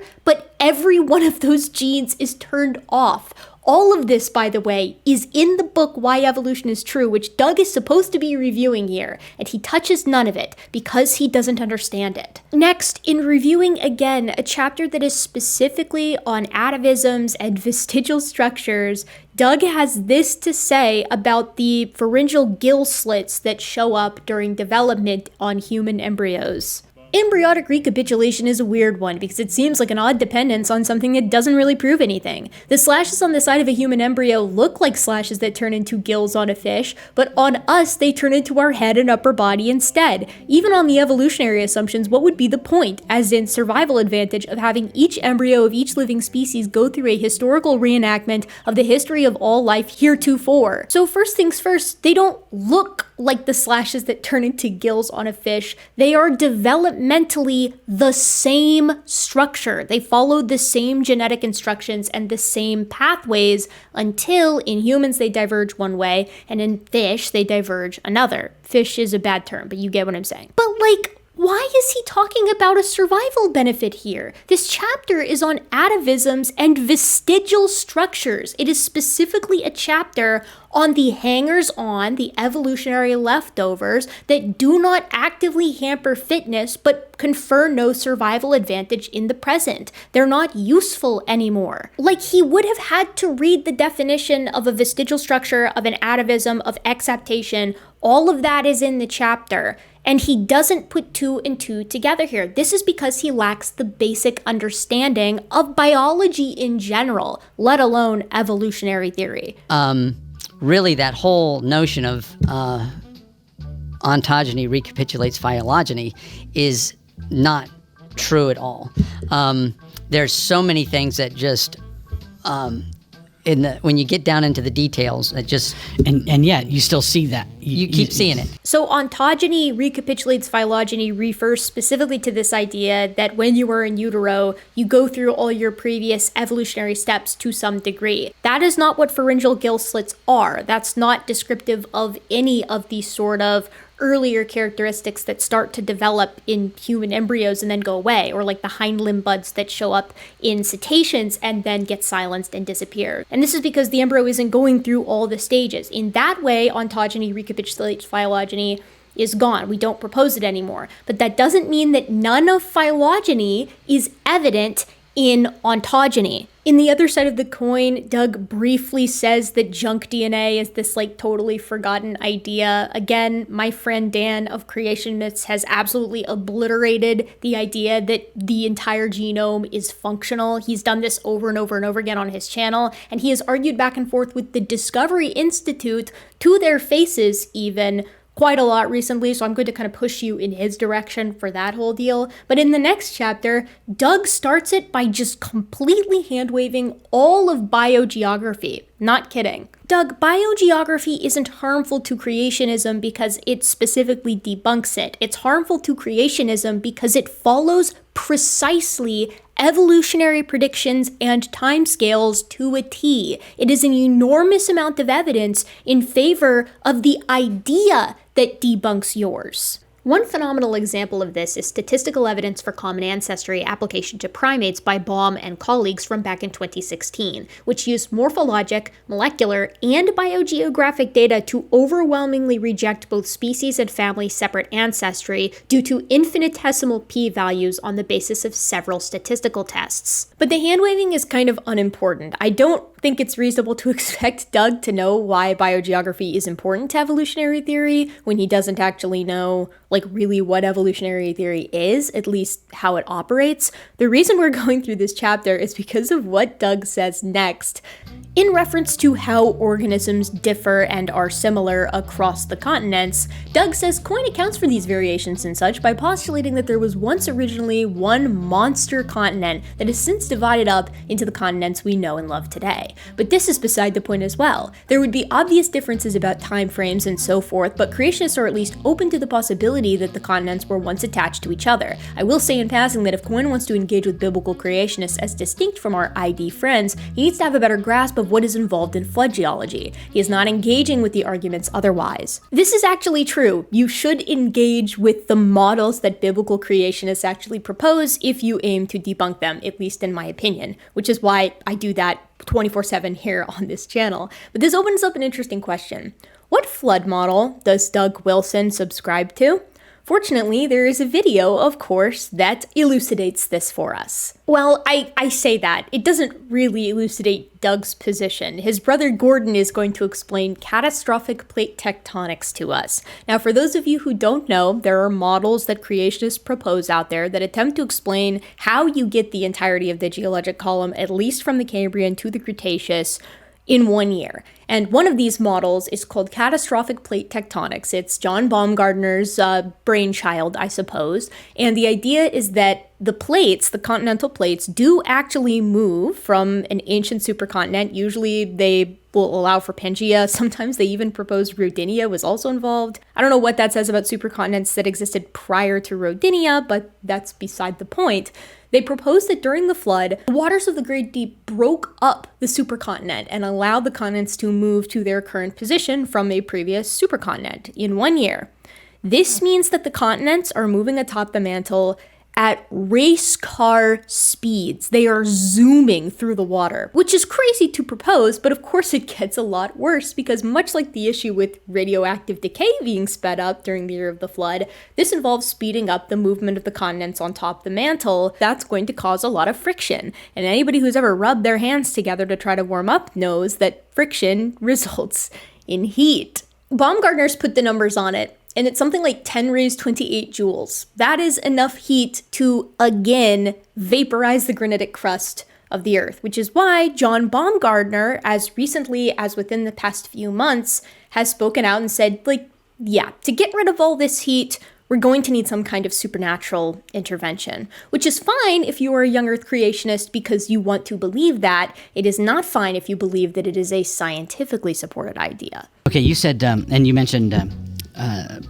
tectonics, plate tectonics. Mm-hmm. What is that model, roughly? Okay, in very broad terms. It's possible Doug is doing this to give Gordon an opening to explain this to audience members who might not know about catastrophic plate tectonics as a model, but the way he says it really makes me think that Doug doesn't actually know himself how catastrophic plate tectonics works, which makes one wonder where he gets off on telling Jerry Coyne that he needs to know his biblical flood models when Doug himself doesn't evidently know the first thing about them. The convention, you've probably heard of plate tectonics, continents moving. There's a very popular model in current creationism where you have the same kind of continental movements, more or less, where the continents are breaking up and running into each other, but it's not millimeters per year movement. Right. It's meters per second. Okay. During the flood and even post-flood, you've got the breakup of continents and I'm just going to say that when Doug is trying to lock in and listen to what his much better informed brother Gordon is trying to say, he's really giving that Homer Simpson with the monkey with the symbols. Remarkably, and to his credit, Gordon Wilson actually touches on the heat problem here. This explains a lot of things. Again, it's a pretty powerful model. There's a few conundrums that are head scratching, like where did the heat go, and but head scratching, yeah, you could put it that way. You could call it head scratching, I think. Institute for Creation Research member Dr. Larry Vardman notes the amount of heat produced by a decay rate 1 million times faster than normal during the year of the flood could potentially vaporize Earth's oceans, melt the crust, and obliterate the surface of the Earth. In fact, Vardman's right, because we have the brute numbers for what it would take energy-wise to boil off the oceans or vaporize them off instantly. To get all the oceans boiling, we need 5.6 times 10 raised 26 joules, and to vaporize them off instantly, we need 3.7 times 10 raised 27 joules. Both our 4.5 billion number of accelerated nuclear decay and our 500 million number of accelerated nuclear decay easily get us there. Okay, so accelerated nuclear decay alone makes Noah's Ark impossible, but we actually have more heat to get rid of, because you have to take all of the impact events, like the meteor that killed all of the dinosaurs from the past 500 million years, and those have to happen during the flood too, since the flood is responsible for that whole column. So let's add up the heat generated from the top 10, let's say, impact events of the past 500 million years. Using relatively conservative numbers, we get 4.47 times 10 raised 26 joules of energy, equivalent to another 99 billion hydrogen bombs. This number comes from my physics friend, Dakota. So let's talk about limestone next, because there is an absolute shit tons worth of limestone on this planet, and we need an explanation for it because it's all during that past 500 million years worth of time. Limestone is problematic in and of itself because it actually requires warm, calm, non-acidic waters to deposit, but let's just allow them the deposition and charge them for the heat that it takes for limestone to actually form. Since calcite formation releases heat, to account for today's limestone numbers, we get another 5.6 times 10 raised 27 joules for approximately 1 trillion more hydrogen bombs. I thought this one was funny because if you had asked me what releases more heat, the top 10 asteroid impacts on the Earth, or just the hardening of all the limestone for the past 500 million years, I would have gotten that question wrong.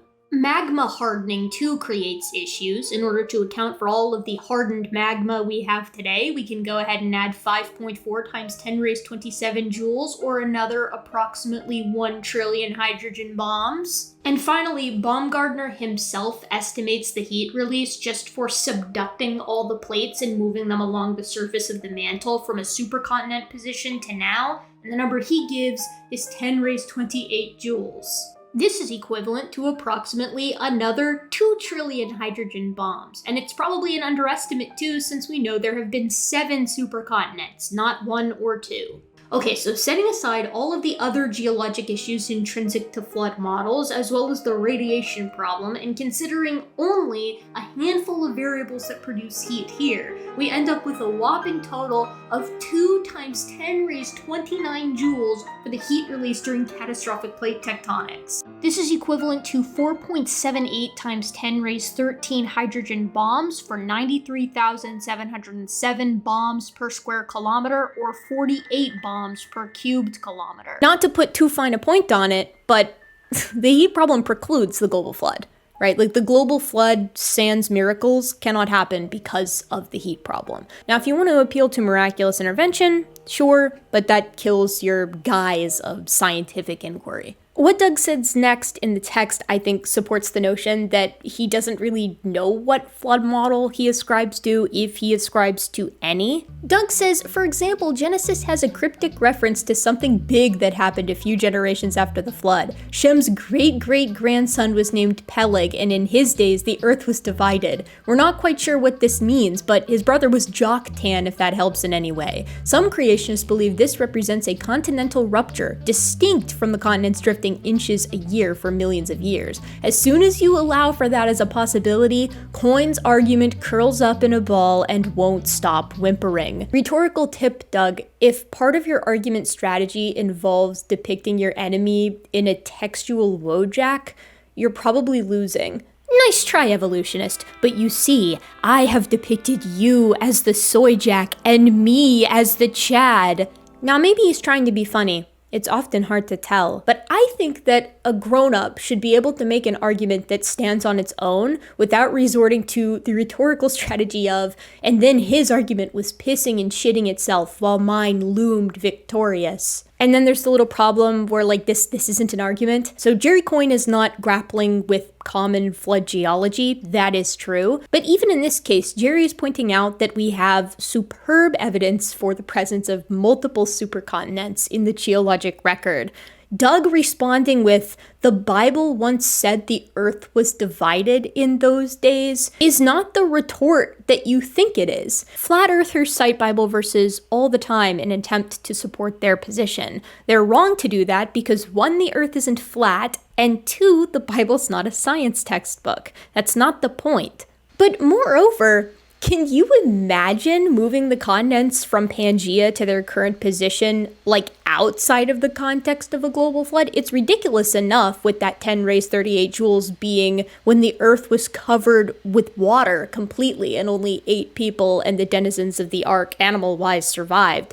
But Doug's proposing that this happened when the Earth was like relatively populated? I don't think so. Putting aside the heat problem, did no one notice that the continent they were on was moving at the speed of a race car across the mantle? No one wrote that down? What Doug says next puts him in danger of reaching critical mass when it comes to being unfunny and also not knowing anything about science. Doug says, but I must say that even though creationists are not necessarily opposed to the idea of one supercontinent existing at one time, everyone who loves God rightly must unite to oppose Coyne's name for that continent, which is Gondwana. I am sure he got this name from what he thought was a reputable source, but in this he is tragically mistaken. It was named by an Austrian geologist in 1885 named Edward Seuss. Jerry Coyne did not come up with the name Gondwana. Gondwana sounds like a backwards province of a country that ought not to be allowed to sit at the United Nations Human Rights Council.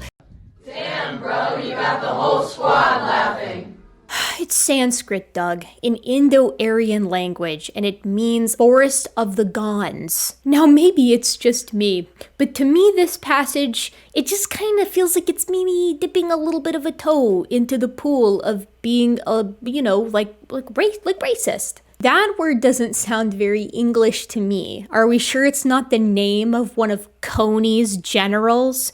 From Coney 2012? Millennials get it. Really, what frames this for me is what he says a few pages later. What Doug Wilson has the gall to say, to be clear. In an attempt to denigrate the fact that Darwin predicted human evolution began in Africa, he says, the fact that Darwin predicted that fossils of the first paleo-humans would be found in Africa, and then son of a gun they were. But what on earth would possess Darwin to make such a prediction? Well, there would be distribution of species and stuff, and biogeography, and scientific racism. Like, come on, Doug. Really? Slavery as it existed in the South was not an adversarial relationship with pervasive racial animosity. Because of its dominantly patriarchal character, it was a relationship based upon mutual affection and confidence. There has never been a multiracial society which has existed with such mutual intimacy and harmony in the history of the world. I'm ready to drink tonight. So.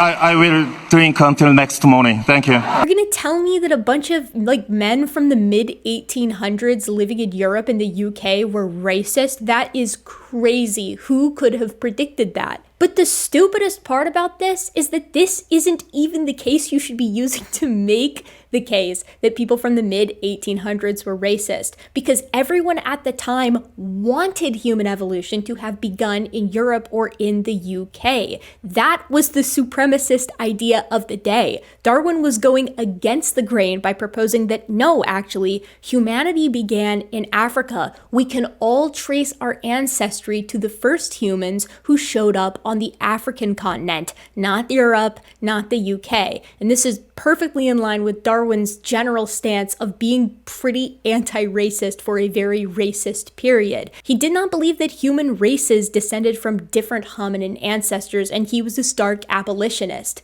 Now, make no mistake, he's still racist by today's standard, by any standard. But in comparison to everyone else, he wasn't so bad. Not a great defense, I know, but I'm gonna propose something kind of radical. I think that Charles Darwin might have been less racist than Doug Wilson is now.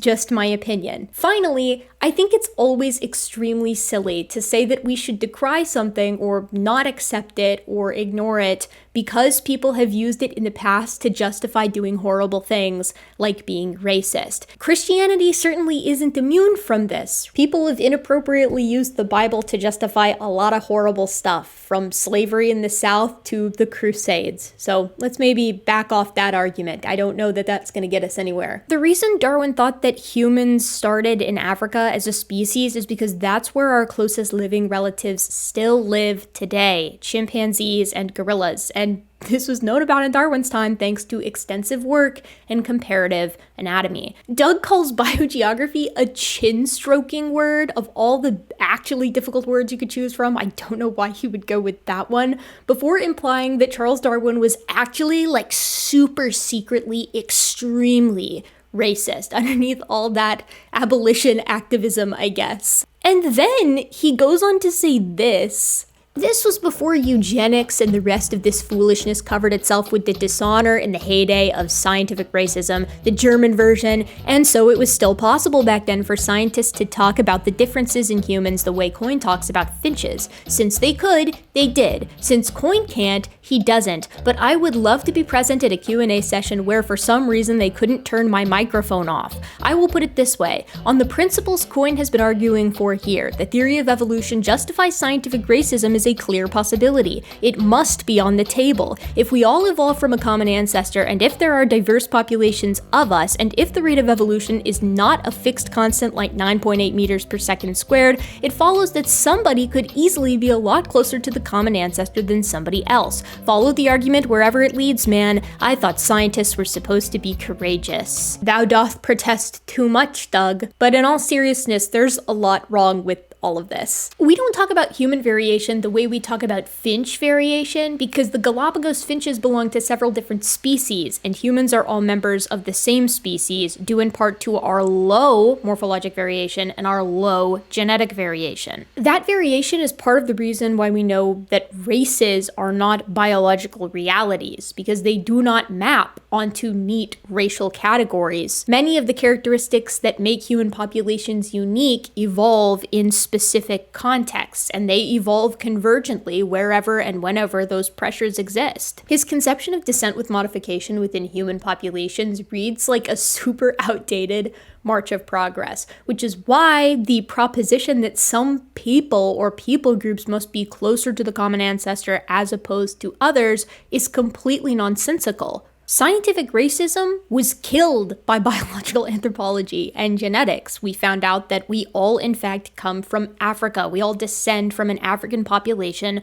of Homo sapiens. That population was not more primitive than us, Doug, and the fact that you kind of lightly imply this, I think says a lot more about you than it does about biological anthropology. Genetics reveals, too, that we all nest within African populations, whether we're looking at genetic diversity, a phylogeny, linkage disequilibrium, or relative homozygosity levels. But this is all especially weird because of what Doug says next. Moreover, the racial differences between humans demonstrate how much monogenistic Christians believe that significant variation within a single kind can easily occur. And what this also means, taking it one step further, is that Coyne knows what he believes, but he only has the faintest grasp of what the people he is seeking to refute believe. Not a good showing. Significant variation? Doug thinks that humans display significant variation, like in comparison to other kinds. Like the cat kind. You think humans show as much variation as the difference between a house cat and a lion. Which two humans do you think show the most distinct variation, Doug? Setting aside the fact that this is just more ignorance on display, humans do not show significant variation, and calling himself a monogynist is hilarious because one of the first guys to really push that idea that all humans descend from a single ancestor, it was Charles Darwin. But like, these guys are just professionals when it comes to telling on themselves. The next chapter is titled Evolution's Alligator NATO, and it is not worth going through because it is just a rehash of the same irreducible complexity argument that we've already covered multiple times in this video, down to fumbling the mousetrap analogy, I kid you not, again. The reason Doug does not understand how complicated systems and complicated structures can evolve is because he does not understand how the mechanisms of evolution work, and he is not familiar with the literature that shows how they work. And when I say show, I mean demonstrates with data and experiments. We know that complicated things can emerge from chaos. This is observed in the natural world in areas that don't even concern structures or genes or what have you. I like to use the example of the ecosystem because we have watched ecosystems form from nothing multiple times in our observations of the natural world. In ecosystems, multiple different parts, dozens of populations of organisms are interdependent upon one another in the form of food webs in such a way so that if you take out one population completely, as we have done before, it throws the entire thing out of whack. And yet ecosystems do not require a designer. They emerge step by step, with each individual step in and of itself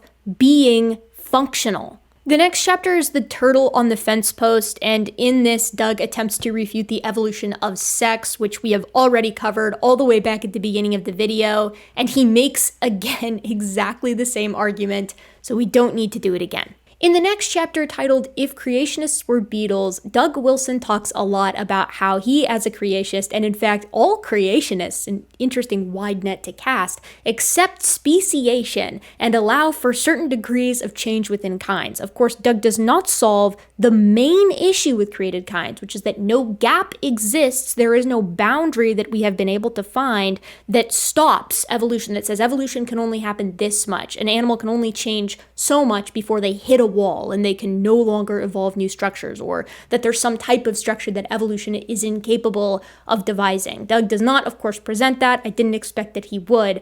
But then he says something that's kind of funny. He says that since Jerry Coyne has kind of stumbled onto Doug's turf, he now has to get a little serious with him. I am not a scientist, as Coyne is, but I am a polemicist, and since Coyne decided to engage in some polemical science, he has to that extent come onto my turf. And I can say that, as a simple matter of craft competence, he is in way over his head and needs to go back to counting his Drosophila. He does not understand the tenets of the position he is seeking to refute. You should practice what you preach, Doug, because I can say, as both a scientist and a pretty well-versed person on young Earth creationism and creationist models generally, you do not understand the tenets of the position that you are trying to refute. You don't know the basics of evolutionary theory, from the mechanisms to what it actually proposes to the data themselves. Case in point, Doug accuses Jerry Coyne, an evolutionary biologist, of not taking into account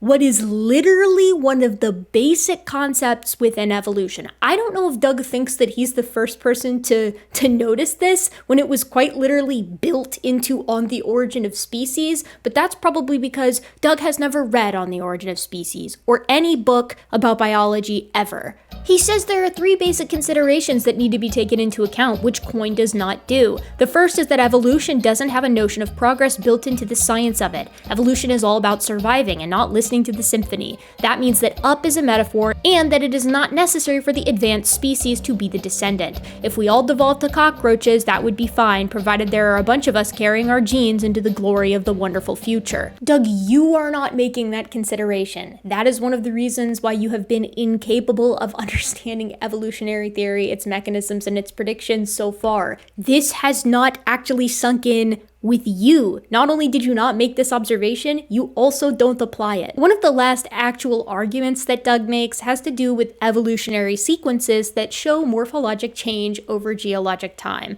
In the videos, he is making this argument directly in response to an older popular evolutionary sequence, the horse series, which shows the emergence of modern horse characteristics through the fossil record, from aspects of the teeth to reduction of the toes, and so on and so forth. Doug's response to this, his argument as to why that's not valid support for evolutionary theory, is actually that look at all the dog breeds alive today. If they were washed away in a great flood, you might be able to line them up in an ancestor-descendant relationship, showing the acquisition of various characteristics that define certain breeds. But that doesn't mean they evolved. So pretty much everyone has seen the horse series. That's one of the icons there? Yeah, that's one of the icons there. So now, it seems to me that if we had a great flood in our day, and everybody died, or most everybody died, and the flood washed through the local dog pound, and today, and then buried downstream a Chihuahua up to an Irish Wolfhound. Provided that they were in some sort of vertical strata series.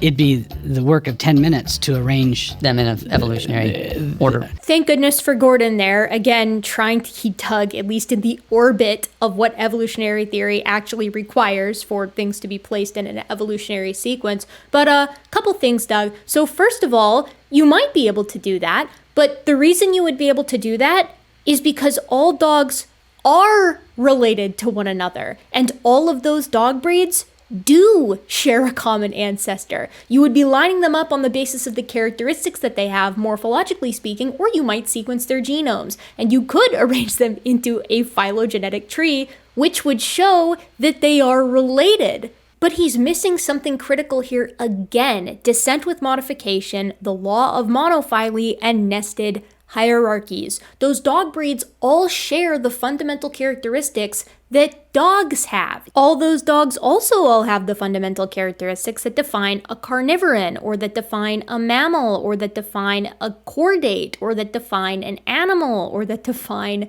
a eukaryote.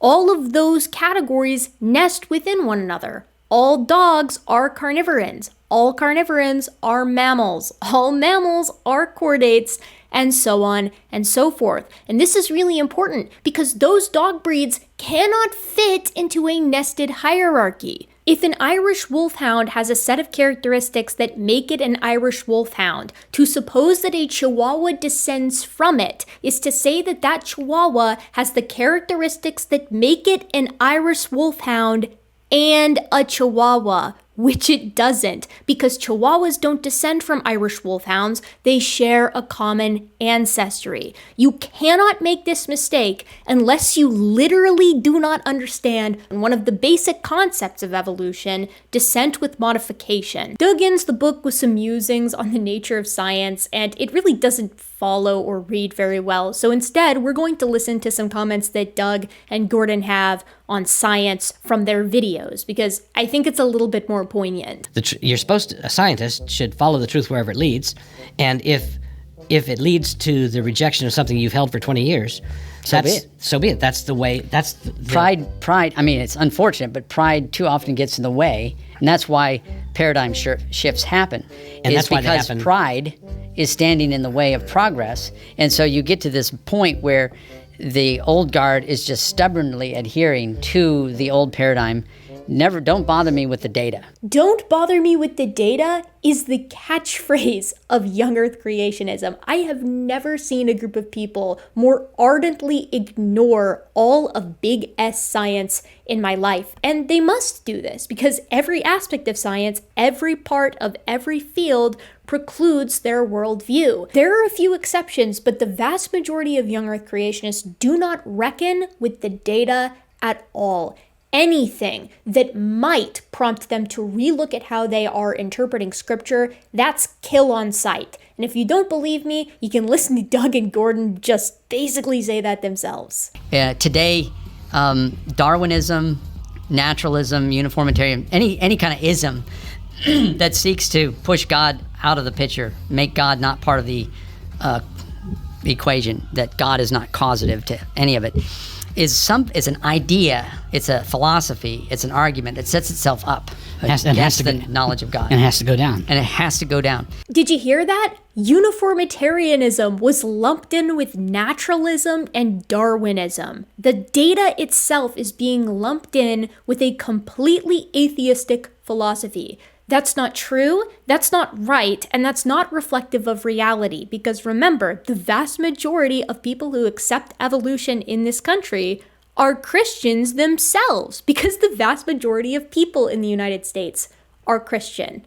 And that number, Doug, the amount of Christians that accept evolution in the United States, that number is growing every single day, year over year. This is because more and more people are being brought up with access to the actual data themselves. They're able to see the support for the ancient age of the earth and for evolutionary theory, and they don't find that it contradicts their faith. There are a few holdouts. There are guys like Doug who insist that you have to reject almost all of modern science in order to be considered a true Christian, but young earth creationism is more rare every year. It's like you said, Doug. And that's why it advances funeral by funeral. Funeral by funeral, because in order to kill pride, you have to kill the person, unless the gospel is involved. You guys said it, not me. So what do we think here at the end of the day with Doug Wilson in regard to how he talks about science, what he knows about science, and how hard he actually tries to learn science to make sure that the information that he's conveying to the not insignificant group of people that follow him is correct? Well, Doug is ignorant about most things in science, and he is proud of it. The attitude that he puts out there with regard to the things that he doesn't know very well, it's very much like, hey, I'm coming to you with the intuitive answer. Don't listen to those eggheads in their ivory towers, the evil elite. They're trying to trick you with big words like biogeography. He's like many creationists in the fact that he wants his audience to believe that he's looked into this for them and found it to be unconvincing. And yet over and over and over again, every time he talks about it, he reveals that he doesn't know the first thing about the position he's trying to refute. This is fine. He doesn't need an actual answer. He needs the illusion of an answer so that he can hand-wave the entire body of literature, all of science, that completely precludes a literalist interpretation of Genesis 1 through 11, on which he predicates many of his other ideas. In this way, Doug as a person is completely antithetical to the Enlightenment thinkers of science, the people that are responsible for laying the groundwork for all modern advancements that we have today, at least in the realm of scientific thought. He starts with his conclusion and he works backwards, rejecting along the way any and everything that threaten it. What a sad and regressive line of thought that would drag society back to the Dark Ages if nationally implemented. I hope this video has shown you how little Doug Wilson actually knows about science, how proudly ignorant he is of many subjects within it, generally speaking, and I hope it's also shown you how easy it is for someone to feign competency with a little bit of confidence. If you're a Doug Wilson fan or sympathetic towards him, I think you need to ask yourself a pretty simple question. If he's capable of sounding so confident on subjects that he is so demonstrably wrong in with regard to science, how far does that go? But come on.